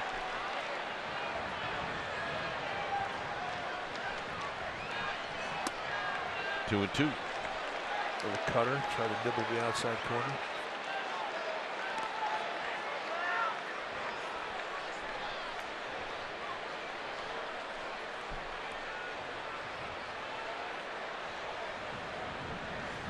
Got him. Changeup. So he just stayed with soft stuff. The only fastball he threw him was an 0-2 count. It was off the plate where he couldn't hurt him.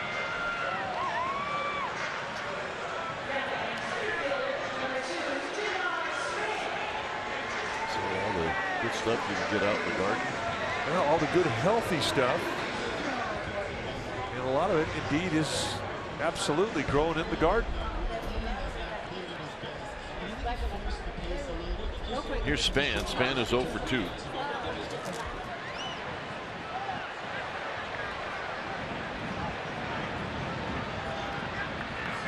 he rolls one up the middle for Pedroia.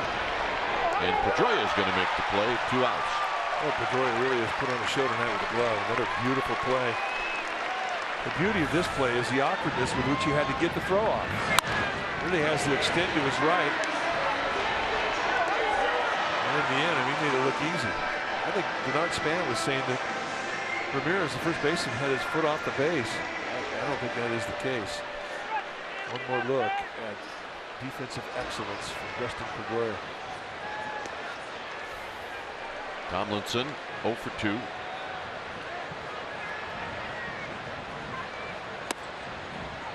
One ball and no strikes. With Derek Law up in the bullpen, the night might be over for Madison Bumgarner. Swing and a miss to even the count.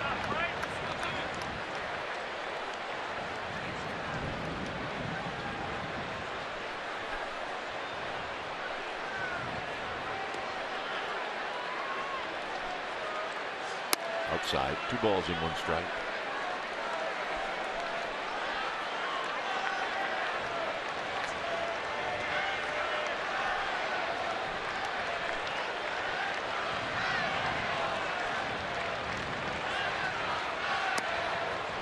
Three and 1.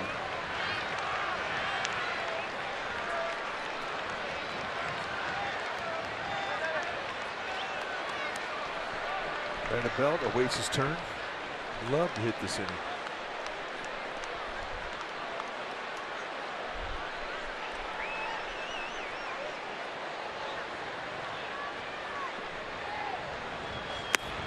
And the walk.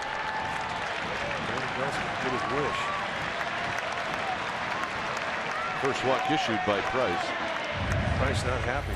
Belt's last at bat, the 4th inning, going to hang a breaking ball right at the Belt middle in, and unloads into McCovey Cove. The first water shot we've seen a Giants player hit since he did it in September of 2014. Number 69. Since this ballpark opened its doors in 2000. 68 was out there a long time. Yeah, I was getting tired of 68. Yeah, 68 was fueling me. Belt 1 for 2. Overshift is on for Belt. And he takes outside for a ball, 1-0.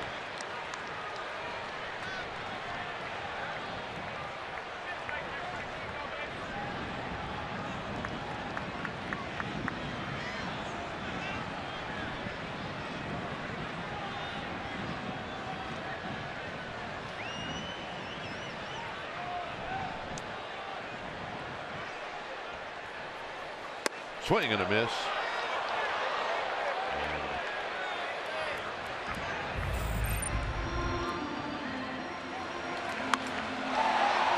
This is the one that was hit in 2014 off of Andrew Cashner. And 68 went up there for a long time.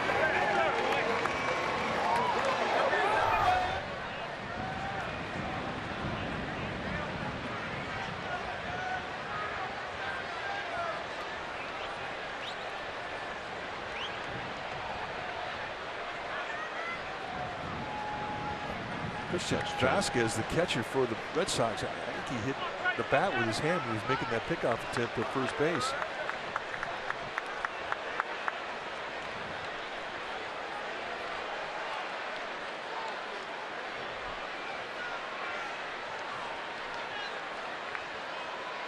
Belt wraps it slowly.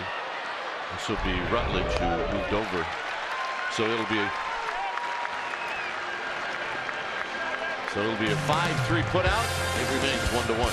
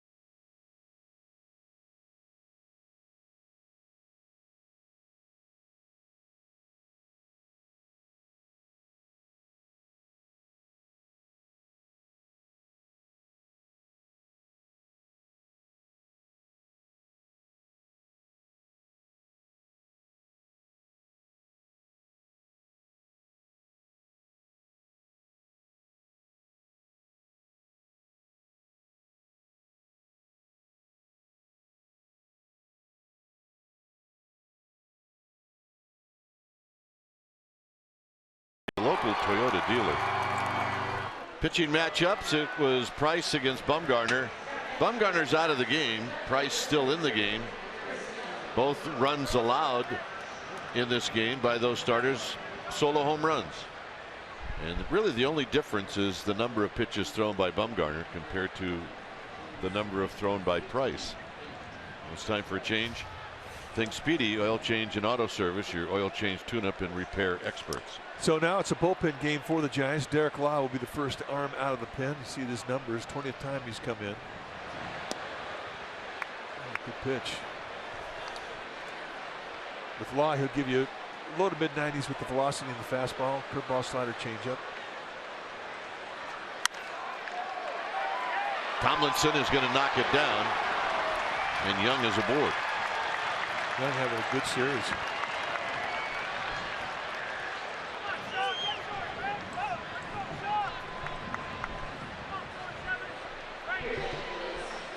So the game really as advertised. We expected a duel between Bumgarner and Price, and it's exactly what happened.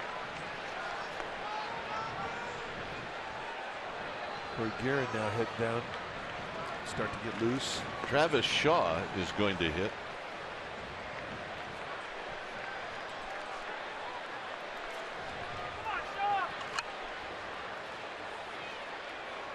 Travis Shaw, big powerful hitter, pops this one into shallow center field.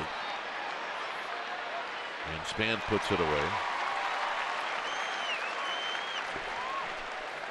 Well, check out the July 4th Family 4-pack presented by Chevron. The pack includes 4 tickets to the July 4th game against the Colorado Rockies, plus a $25 Chevron gas card starting at just $99 while the supplies last. You want one? Go to sfgiants.com/July4.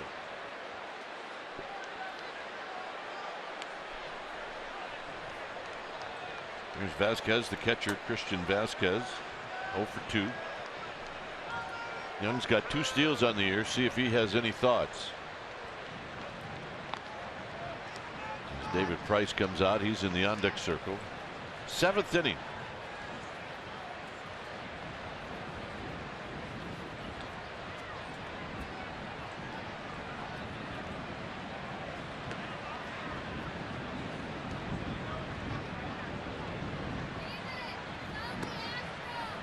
Ball and no strikes.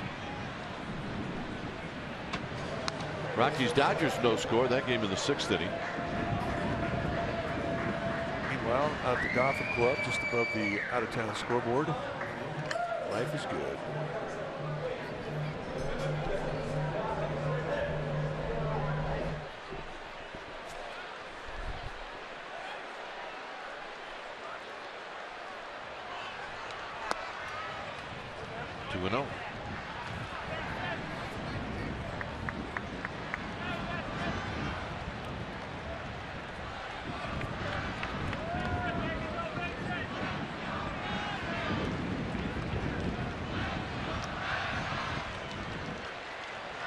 Derek Law does not want to go 3-0. You're right. I think Christian Vasquez is thinking the same thing. He is going to jump into this 2-0 count. Joey Davis, Mr. Pedroia talking about Derek Law. Span coming in. Denard Span has not had a night like tonight with the wins.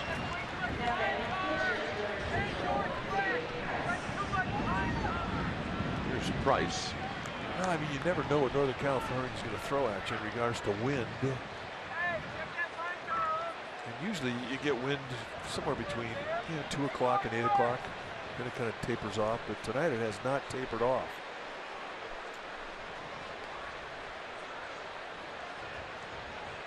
Price has struck out twice. Here he looks at a strike.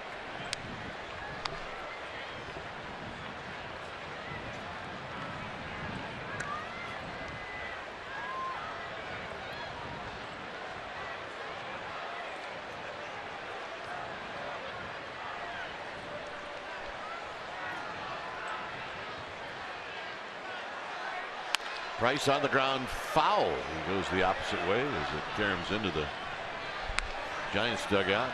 That's a pretty good swing. I mean, there's no bar in that swing. No.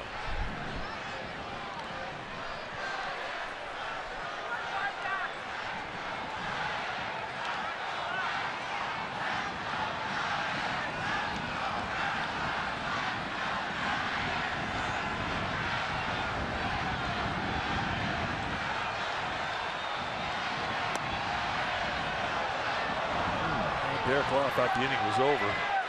Just a little lean going back to the Giants dugout. I think David Price thought the inning was over. I think you're right. Right over the top, just a wee bit high or outside. You can see. I mean, he calls this a slider, but it's really a curveball. And that will end the inning. Duffy, Crawford, Brown, Parker, Mac Williamson, all coming up.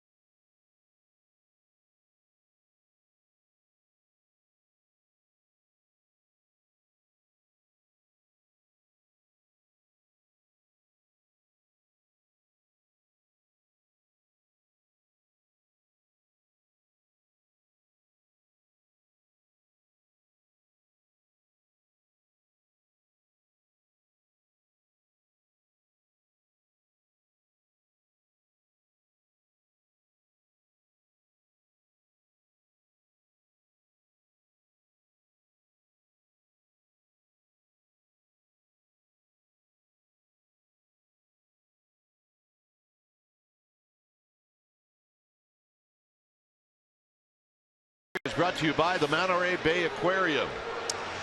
Submerge yourself at MontereyBayAquarium.org/love. It's a good place.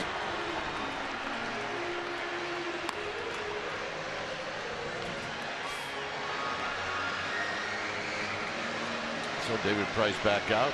He'll go after Duffy, Crawford, and Brown.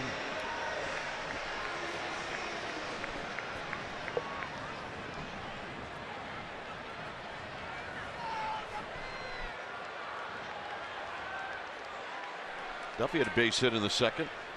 There's Shaw. He's now at third.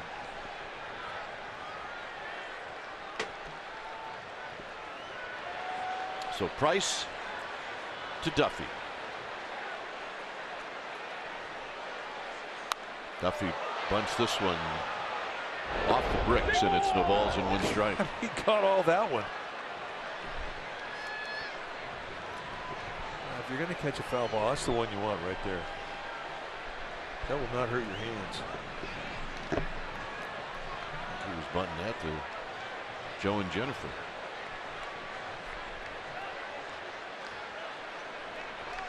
Oh, 1-1.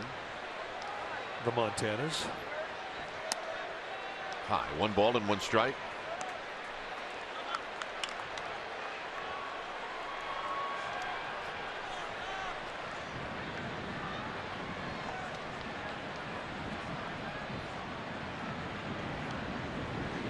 Swing and a miss. 1-2. Kind of a little lazy, slurvy breaking ball, but a lot of swing throughs with that pitch tonight.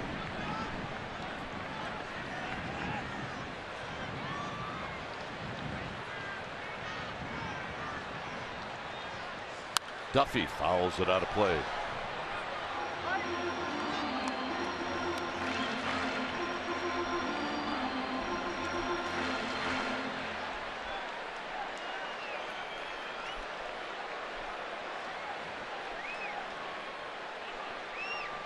Duffy trying to get on for Crawford here in the 7th. Got him. Fastball right under the hands.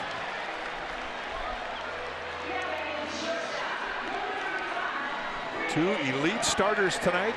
Two of the best left-handers on the planet. And this is what they have done in postseason. That's Bumgarner. About 3 points off an ERA better. 3 titles, 1 World Series MVP. That is the one thing that David Price has yet to do in his career. Here's Brandon Crawford.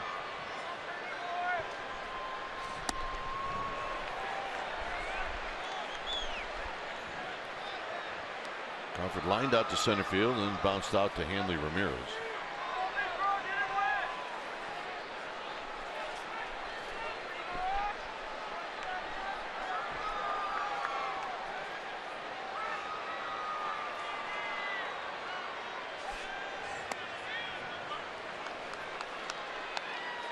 Giants are just 2 hits.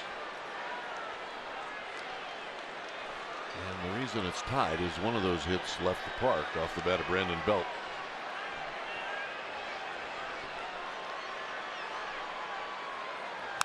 Crawford out of play 1-2 off the backstop.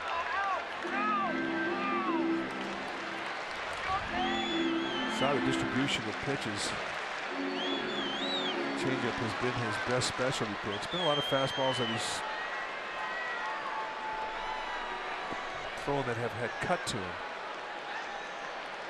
Cut fastballs and regular fastballs, and they're still considered hard stuff. And he's throwing off speed. Majority of both righties and lefties, it's been that changeup. It's a good one.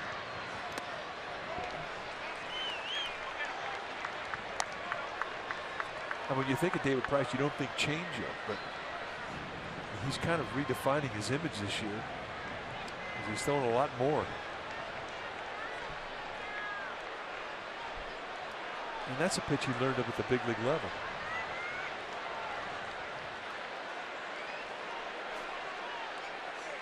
And Crawford gets hit. No, missed him. Got me. I thought it got him on the arm too. Little cutter just almost grazes the elbow.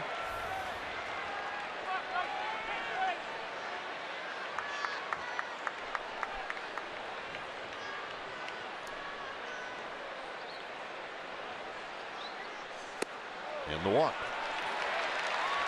Good at bat. Good at bat indeed. So you saw the windup and as how compact it is, and now he gets in the stretch position. It's so similar to what he's been doing out of the windup. It's really an easy transition for David Price to go from the windup to the stretch. See the cut fastball has been a good pitch for him as well. Now that's another pitch that really he learned at the big league level. Last 6 starts is 24% of what he's thrown. He's throwing that cutter. And the league hitting 219 off it. Here's Brown. Brown takes low. 1 ball and no strikes. You mentioned David Price in his 8th year at the big league level, and really, you have to redefine yourself along the path of your career.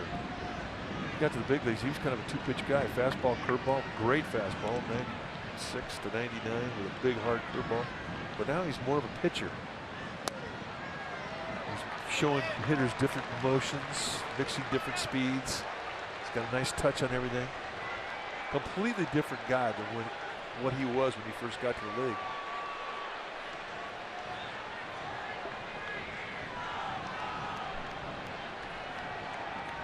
Two and 0.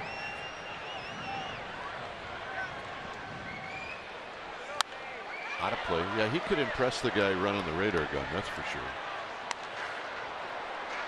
Well, and as he's evolved, I mean, he's lost more fastball. His fastball's gotten more from a 94-mile average down to a 91-mile average, and everybody's concerned about it.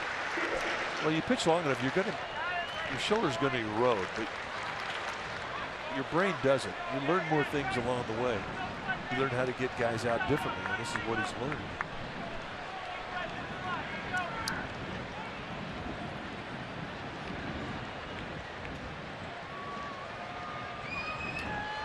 Swing and a miss. 2 and 2. Good changeup.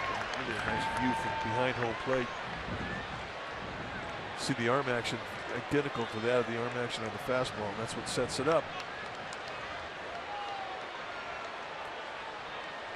Next pitch will be number 84. You see how he's mixed it up. He really hasn't been stressed until this inning.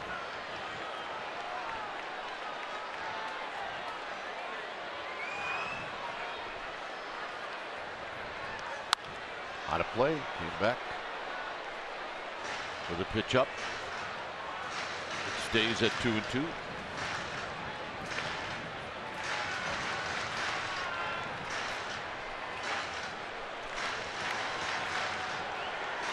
Usually you see a meeting where that involves a catcher and a shortstop. It's usually they're changing the signs and there's a runner on second. I'm not altogether sure that why they would change signs with the runner at first base, if that indeed is what they were doing. I just think Crawford's sneaky. 2-2 pitch. And a foul out of play.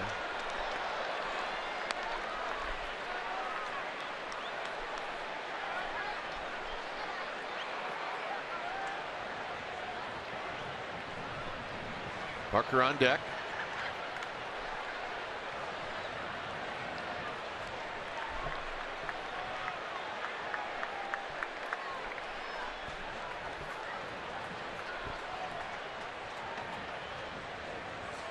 Foul back as Price ran that ball in. That was 94 miles per hour. That's the best velocity. He saved that for the 2-strike surprise on the hands.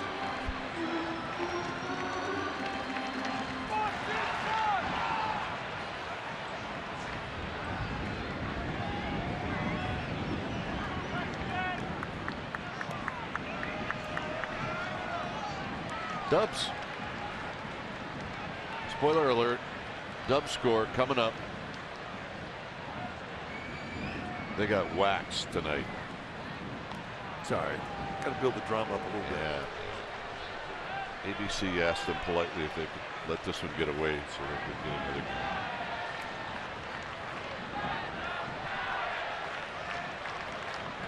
2 balls, 2 strikes. Pretty good battle going on right here. Fouled again.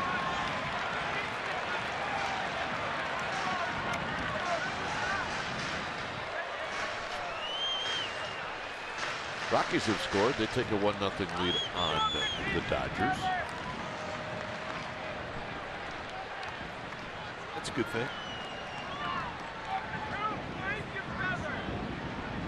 Dodgers will be in over the weekend for a 3-game series, Friday, Saturday, Sunday.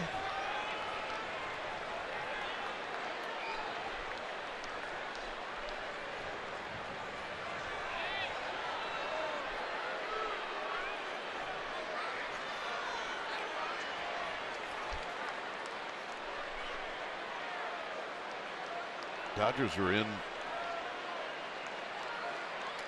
for the first homestand of the year.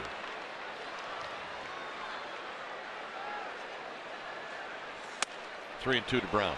Nice at bat so far. Yeah, it really has been. He's making Price work. Still no activity in John Farrell's bullpen.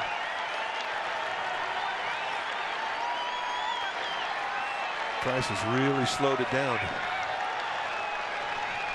Well, does he have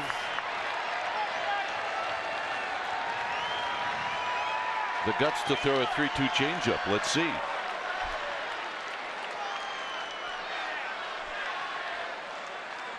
Crawford is going to go, and it's hit high and deep to left.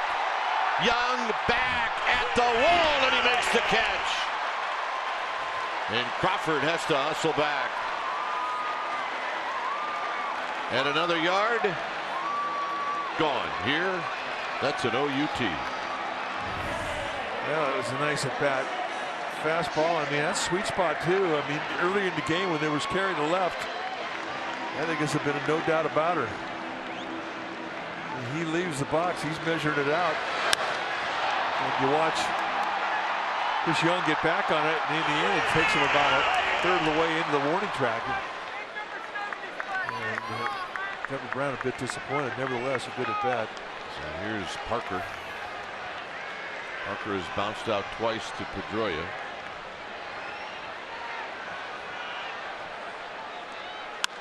And he shoots one fouling out of play. So you think that ball's out in Boston? Yeah, it's over everything in Boston.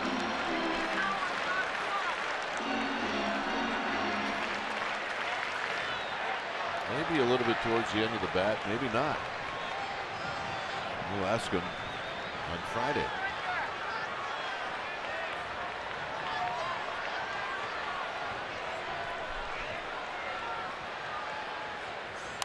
Parker tries to check his swing. It's 0-2.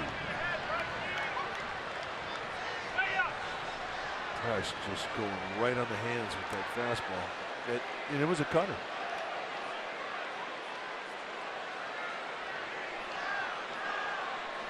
See when he cut fastballs from a left-handed pitcher to a left-handed hitter on the inside corner, and that's what it was.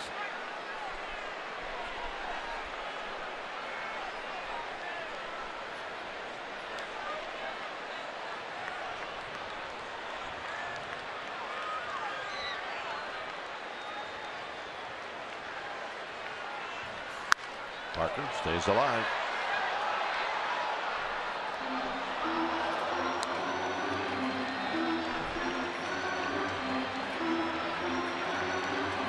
Pitches now for David Price. Hey, this little guy got it. Hey, you wear your baseball uniform pants to the ballpark, you deserve to get a ball. That'd be. Go over that ledge. 0-2.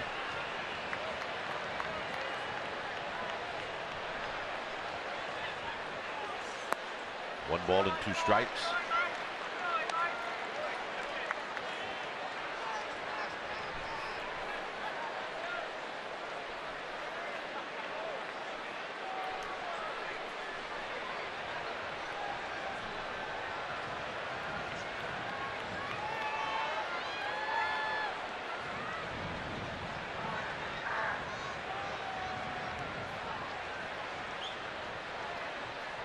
One-two to Parker. 2-2. He takes not easy ones either.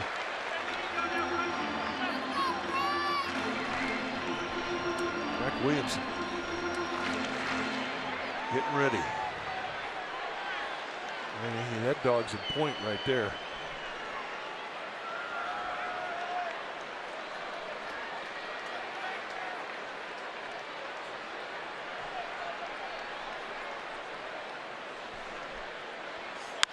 Out of play.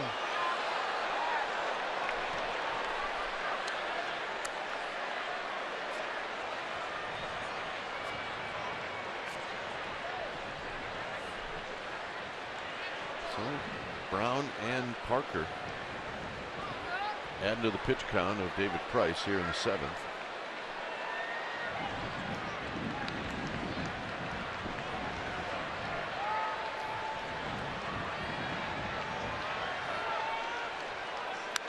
Back, get another rip.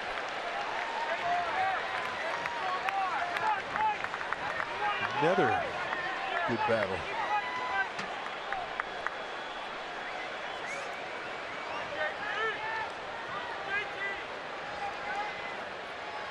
I mean, you get down to an 0-2 count to David Price. I mean, you got your hands full because he's got a lot of different looks he can get you, and a lot of different ways he can make you swing and miss.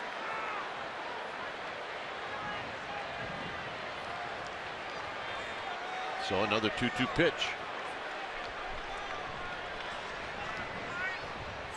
Got him, and that'll end the inning.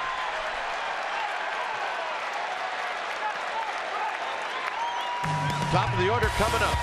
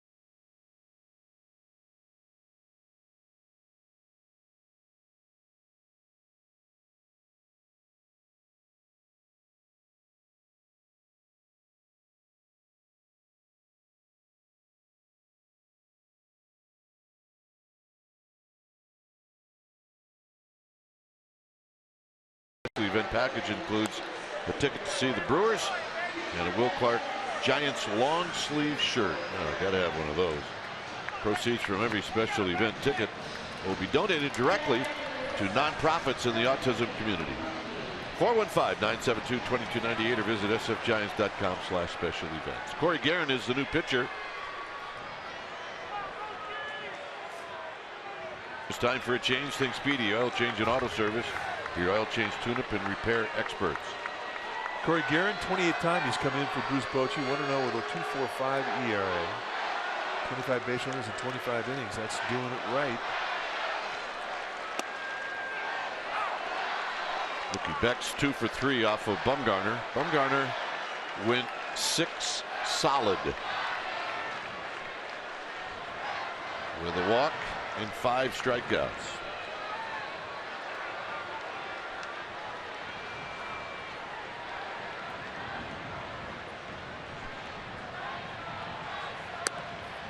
Oh, 2.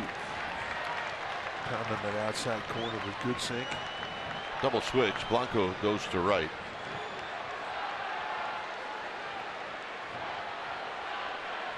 So Blanco will be hitting in the leadoff spot.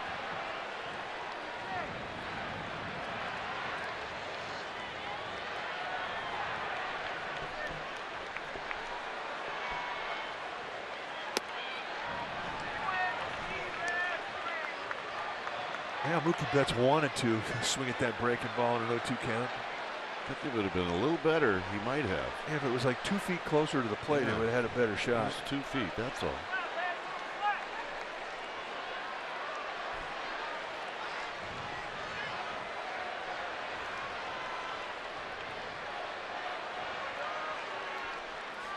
Got him. Like that. It's a good breaking ball. Check in with Amy G. Amy? All right, gentlemen, I had a really nice chat with Jake Peavy about his former teammate and fellow World Series champion David Ortiz and how he's retiring at the end of the season. Peavy said Big Papi is larger than life, and he's not sure who can step up and replace his presence in this game once he is done. He went on to say that Big Papi is not only the face of Boston, but the face of baseball. He's proud to call him friend. He said he will miss him, and the game will miss him. Guys? I still don't think he's going to retire.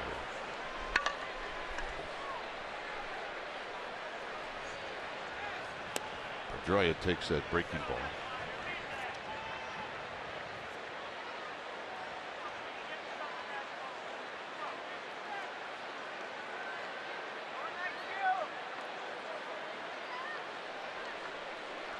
One ball and no strikes.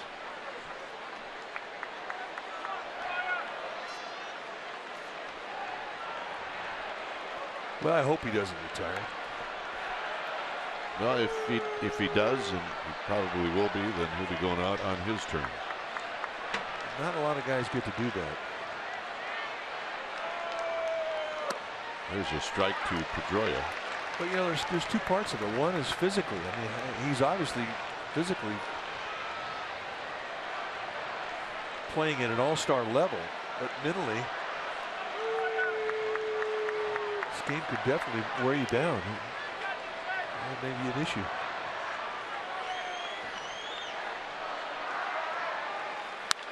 Maybe he wants to take a nap when the bus leaves from the hotel to the ballpark, like Hank Greenwald.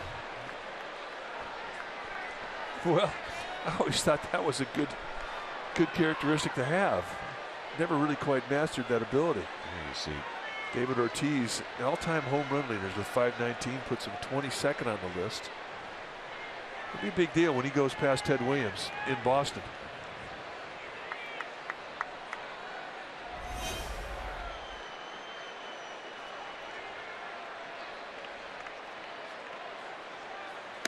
Pedroia. No swing. He had an off day in Houston, and that was the question we asked Hank Greenwald. What are you going to do on your off day? He said, well, bus usually leaves at 4. I'm going to take a nap at 4.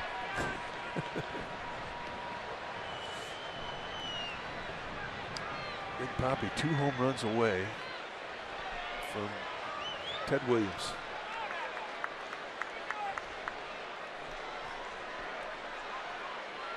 To pitch to Pedroia. This is going to be a long run for Belt or Tomlinson, and Belt cannot hang on to it. We see Belt make that play, but that doesn't mean that it's an easy play. No, it's not an easy play. I mean, the guy who's got the toughest angle on the play is Belt coming in from first base. I mean, ideally, you want the second baseman to take it, but it was going to be Belt and Belt alone. So Pedroia gets another life. Just hits the outside of his glove on the thumb side.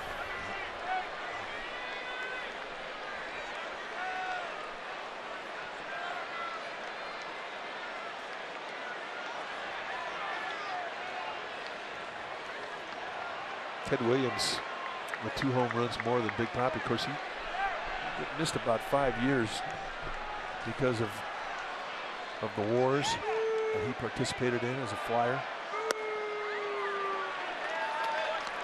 I always wonder if he'd had those extra 3,000 or what? Yeah, about 3,000 at bats. How many home runs you've been able to hit? 3-2 to Pedroia.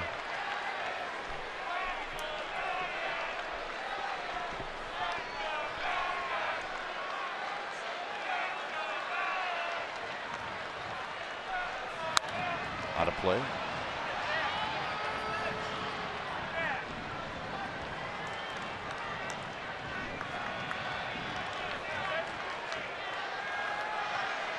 Ted Williams hadn't been interrupted with serving his country. I mean, he did have a home run total that would put him right up there with Willie Mays. Of course, Mays had his career interrupted in servicing, being a part of the armed forces of this country.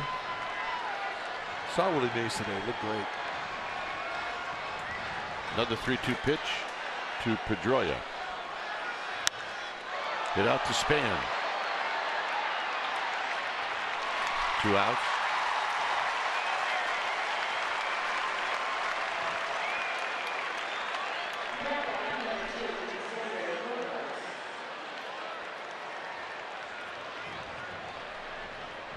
Bogarts 0 for 3.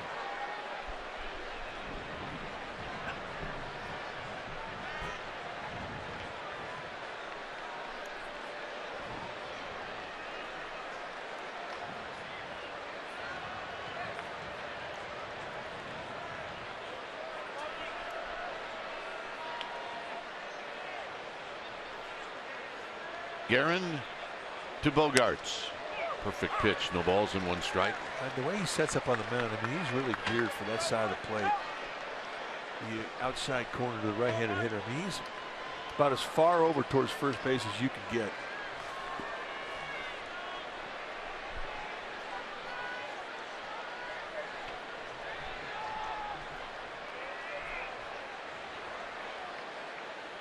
Swing and a miss. Mulligan 2. I think in the last, I'd say week to 2 weeks period, I mean, the slider from Guerin has really tightened up. It's become a better pitch for him.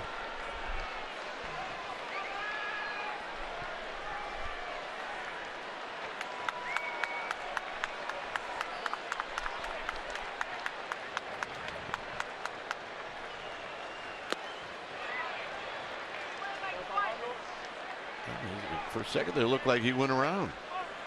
Well, he wanted to. They checked, and let's take a look from the side. Did he go? Close, but no.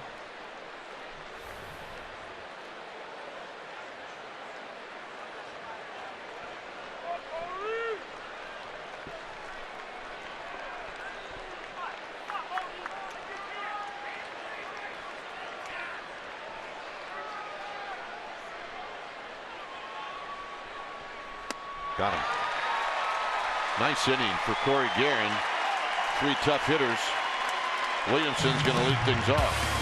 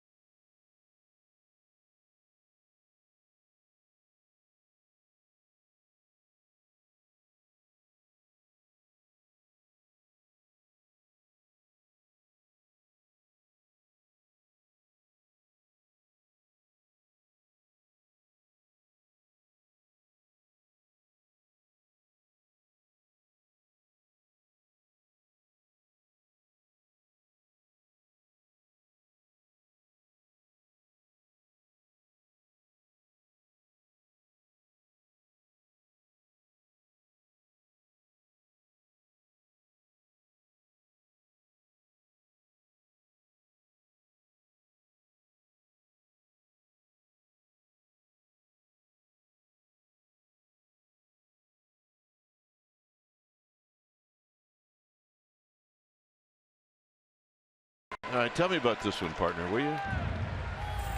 Well, a flashback. Chili Davis didn't like missing that pitch, and he went all Jeff Samardzija on the bat. Jeffrey Leonard said, "Yeah, easy." Vita Blue was not impressed. Here's Mac Williamson, and Williamson hits a high fly ball to left. Young back at the wall. It is on a hair. And the Giants take the lead.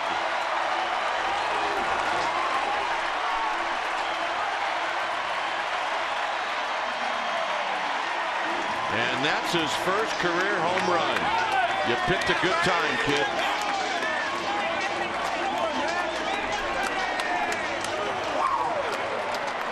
And the Cars almost took it away from him. And if the Cars would have taken it away, Jeff Kent would have flown into San Francisco and cut it down. Well, he's in the home run club, and that one meant a lot. Gave his team a lead against an ace like David Price. Well, is the tale of two balls hit well. Trevor Brown's ball didn't carry at all. This one just would not get out of the air. And the wind has picked up since, and it's changed since Trevor Brown's ball. And left field opened up. It got a little carry. He took advantage of it. Strike to Blanco. See the flags up above the AT&T Park sign out in center field. And they're whipping.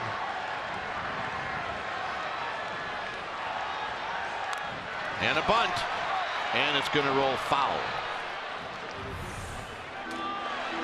Now let's take a look at Mac Williamson's first big league home run. High, majestic. Would it be enough?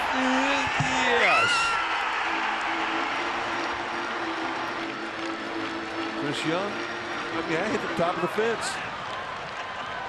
Yeah, maybe if the Cars aren't there, he catches it. Yeah, you're right.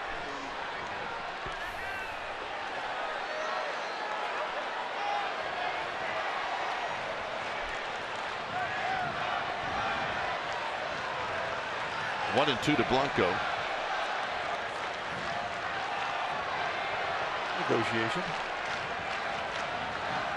On the ground, right to Hanley Ramirez.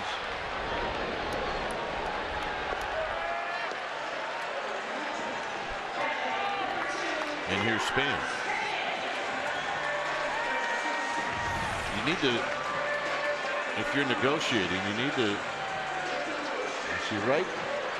It's fairly thick, the top of that car, hit right behind the top of the wall. So you cannot start too high for negotiation like a vehicle, a car. No. You got to start a little lower than that. Yeah, like we'll give you another ball.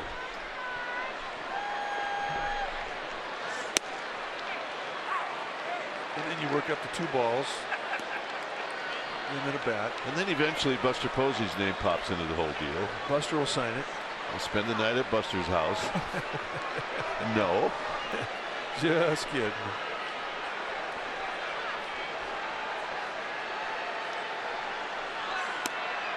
A bit high to Span.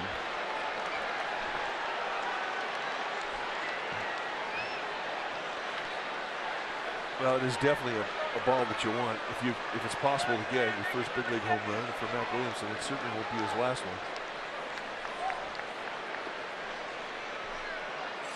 Span tops this one off his foot. It's 1 and 2. All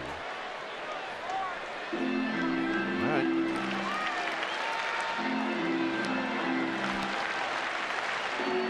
He'd like to record some of the advice that he's getting from the fans out there in the bleachers. Just can't start out too high. That's all.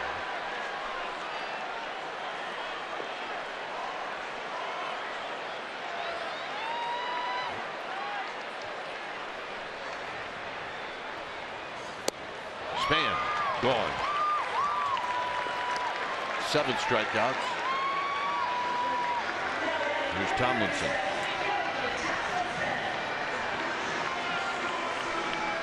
And as soon as that ball was hit, Santiago Garcia got up and started getting ready for the 9th inning.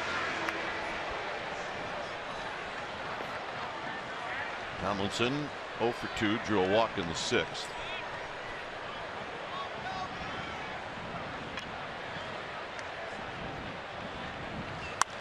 And he flips it into right center field. And that'll end the inning. Mac Williamson sees one pitch, and he gives the Giants the lead. And it's bye-bye, baby. Giants 2, Red Sox 1.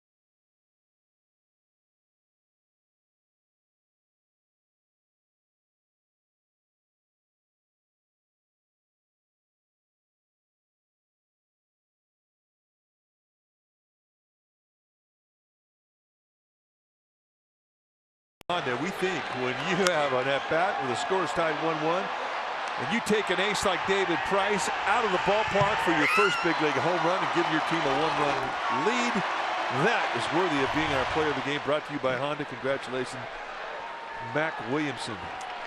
He is in the home run club. When it's time for a change, think Speedy Oil Change and Auto Service, your oil change tune-up and repair experts. So Santiago Garcia going to come in here. This is a save opportunity. He's got 12 on the year. 1-1 with a 2.74 ERA, 29 strikeouts in 23 innings.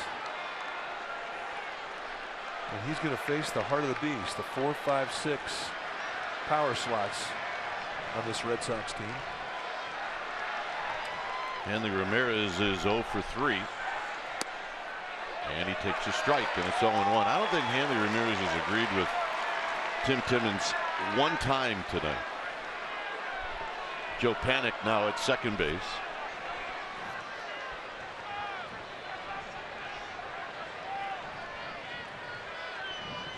Ramirez hit a ball to deep center field that Span tracked down in the 6th. He has faced, Garcia has faced Hanley Ramirez 11 times. And Ramirez is 2 for 11. One of the two hits a home run.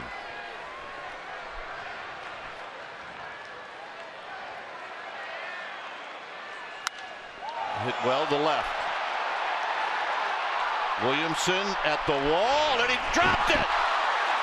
He dropped it, and Ramirez is at second base. And the tying run at second for the Red Sox.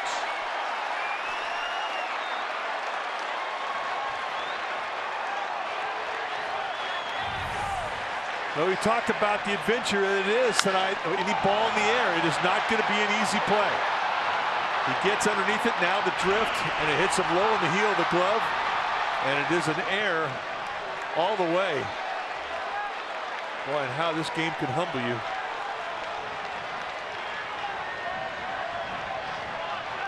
He's thinking, I have this one, I've got this one, and it never gets close to the sweet spot of that glove. Here's Jackie Bradley. Well, now the Giants are going to have to work. Lopez is up in the Giants bullpen.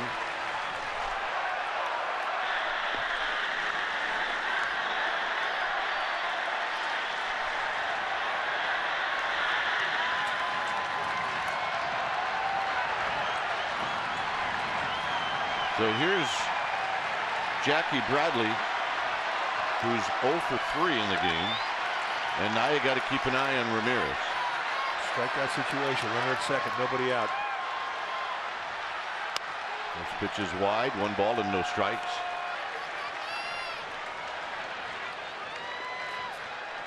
No goal if you're Casilla. This cannot be a productive out or worse. You'd like to get the out and keep Hanley Ramirez at second base. That's the plan. Strickland joins Lopez.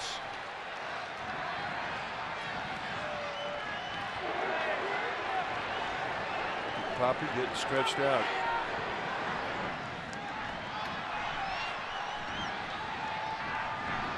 And now Casilla will just keep an eye on Ramirez.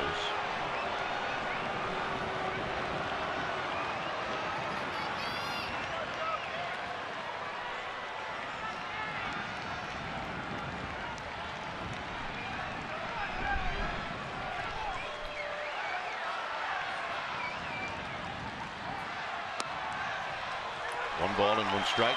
Little cutter taking at that outside location to even count.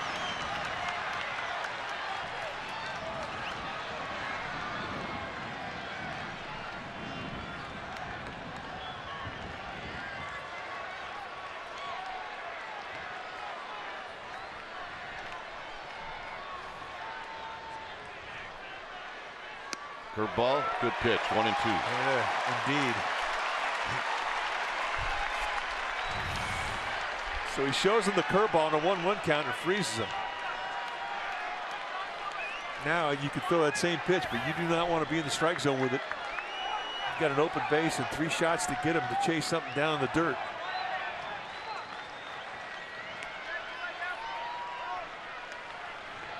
Trevor Brown going to come out and talk about it. Casilla's got the curveball, which has been very good last 2-3 weeks. Slider, he can cut the ball. 3 types of movement that can work its way into a left-handed hitter. I think generally speaking, he likes to go down below the strike zone in strikeout situations rather than go up above the letters. It's a more comfortable pitch for him to make.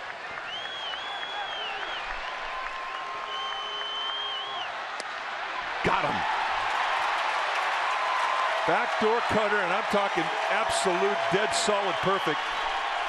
Split the outside corner, and that's the strikeout he was looking for. The non-productive out. It's a little cutter, a little subtle movement of about a 4-inch slide.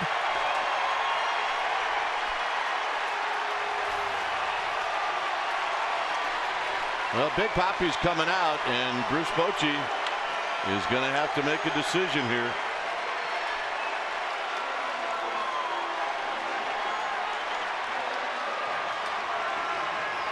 Remember the last time Bruce Bochy did this, Casilla got very upset. And he apologized to Bruce Bochy, and he said, well, that's not going to happen again.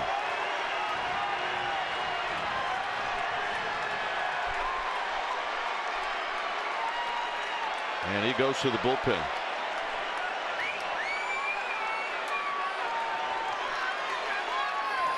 So Lopez coming in to face David Ortiz. It's a 2-1 lead for the Giants. We'll be back.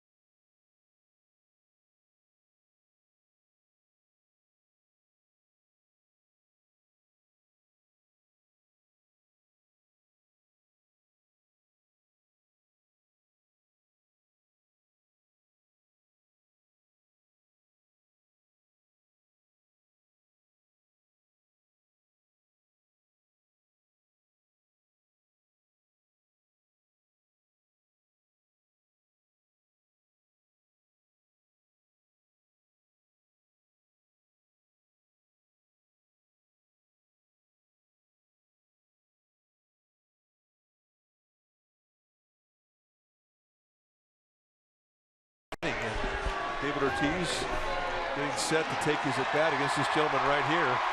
When it's time for a change, the Expedia Oil Change and Auto Service, your oil change tune-up and repair experts. Javier Lopez, the 30th time he has come into a ball game this year for Bruce Bochy.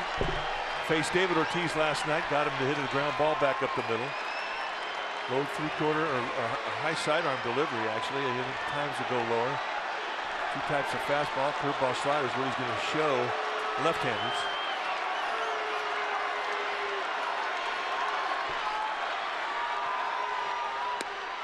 And a strike, and it's 0-1. The all-important first pitch strike coming out of the bullpen.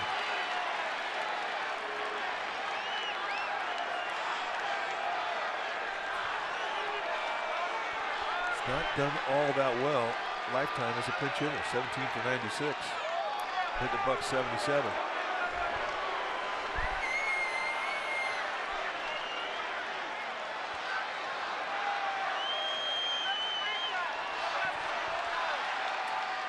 Best arm for the Giants is in left field with Williamson.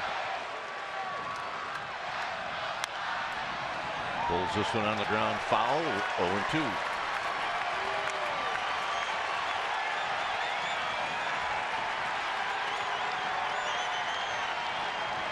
Johnny Cueto, the Friday night starter, watching.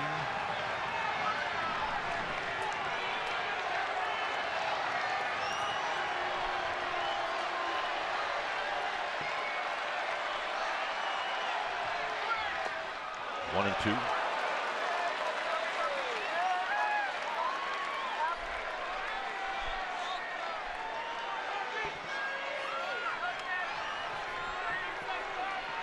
Panic in shallow right field.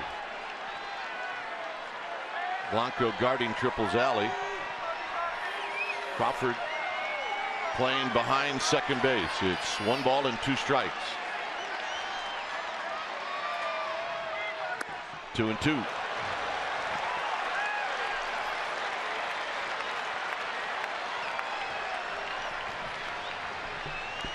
It's never wise to think about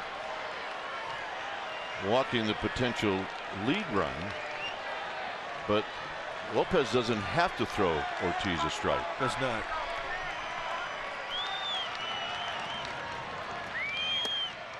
And a full count. So he's run it full. And Ortiz, who's hitting over 300 against lefties this year. Patient, not going out of the strike zone to chase. So it's 3-2. It started out 0-2.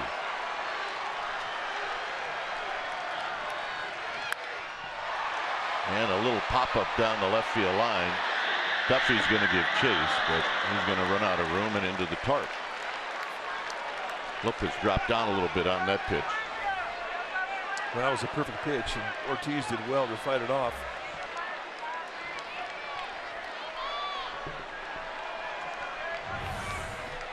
Take a look at the location as it comes across the plate. There's no lower body in that swing at all. It's just simply a stay alive hack. And that's exactly what he accomplished.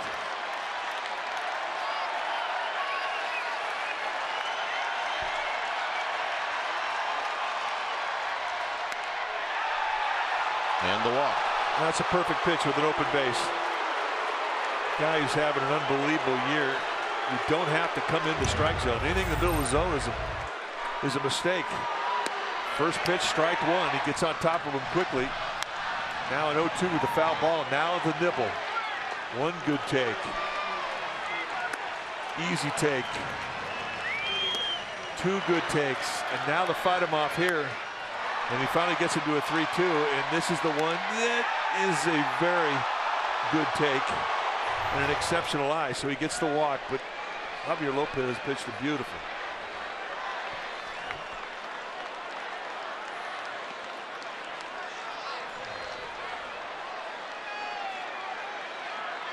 Castillo's pinch running. Here's Travis Shaw. And he takes a strike, and it's 0-1.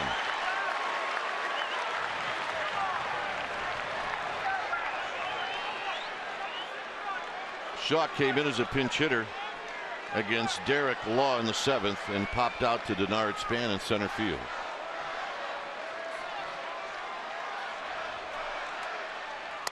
Outside, 1 ball and 1 strike.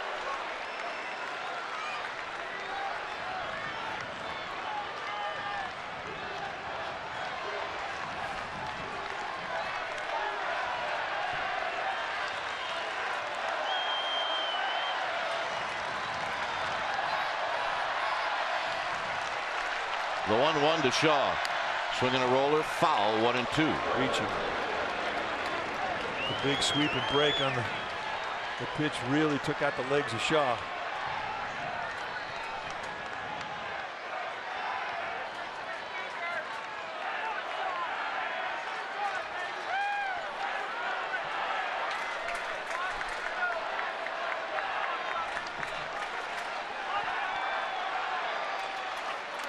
One ball, 2 strikes. Got him. Beautiful.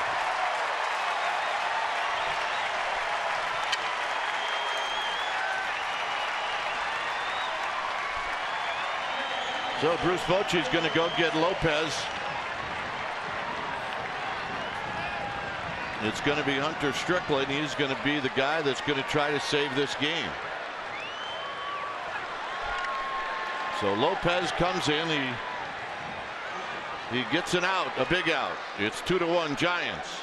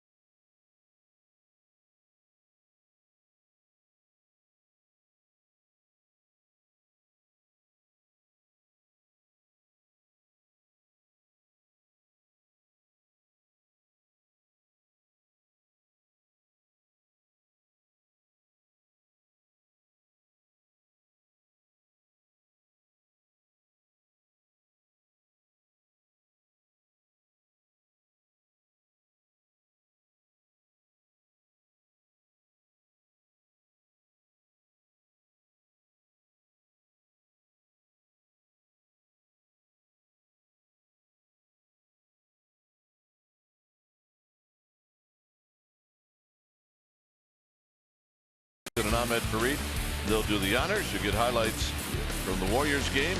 You get analysis from our trio, and you'll also get a report from Pittsburgh about the Sharks. So Marco Hernandez is going to pinch hit. Hanley Ramirez is the tying run. He's at second. Hunter Strickland, a new pitcher now for the Giants. 28th time he's come in.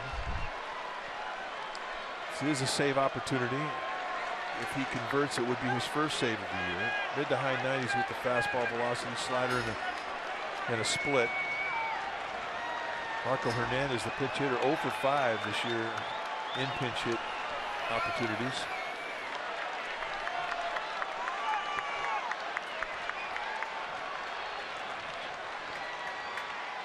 On the ground to Crawford. Crawford to Panic, and that's the ball game.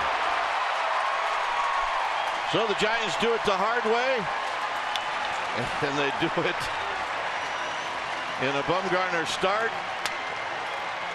And the bullpen, Mike, really did a nice job. Well, they really did, and I think everybody did a nice job. And for the bullpen, they needed a shot in the arm. But tonight, this is exactly what they needed going into an off day and to a Dodger weekend. Big win. So we had one of our keys was get one of the bench guys to come through, and that's exactly what Mac Williamson did is he hits his first major league home run. How about that? Well, what an accolade to put on your resume, and to do it against Cy Young Award winner David Price. Big night for Mac Williamson. All right, take a deep breath. Final score here at AT&T Park. It's the Giants 2 and the Red Sox 1. Thanks for joining us. Stay tuned. Esurance Giants postgame live with interviews on the Wrap starts right now.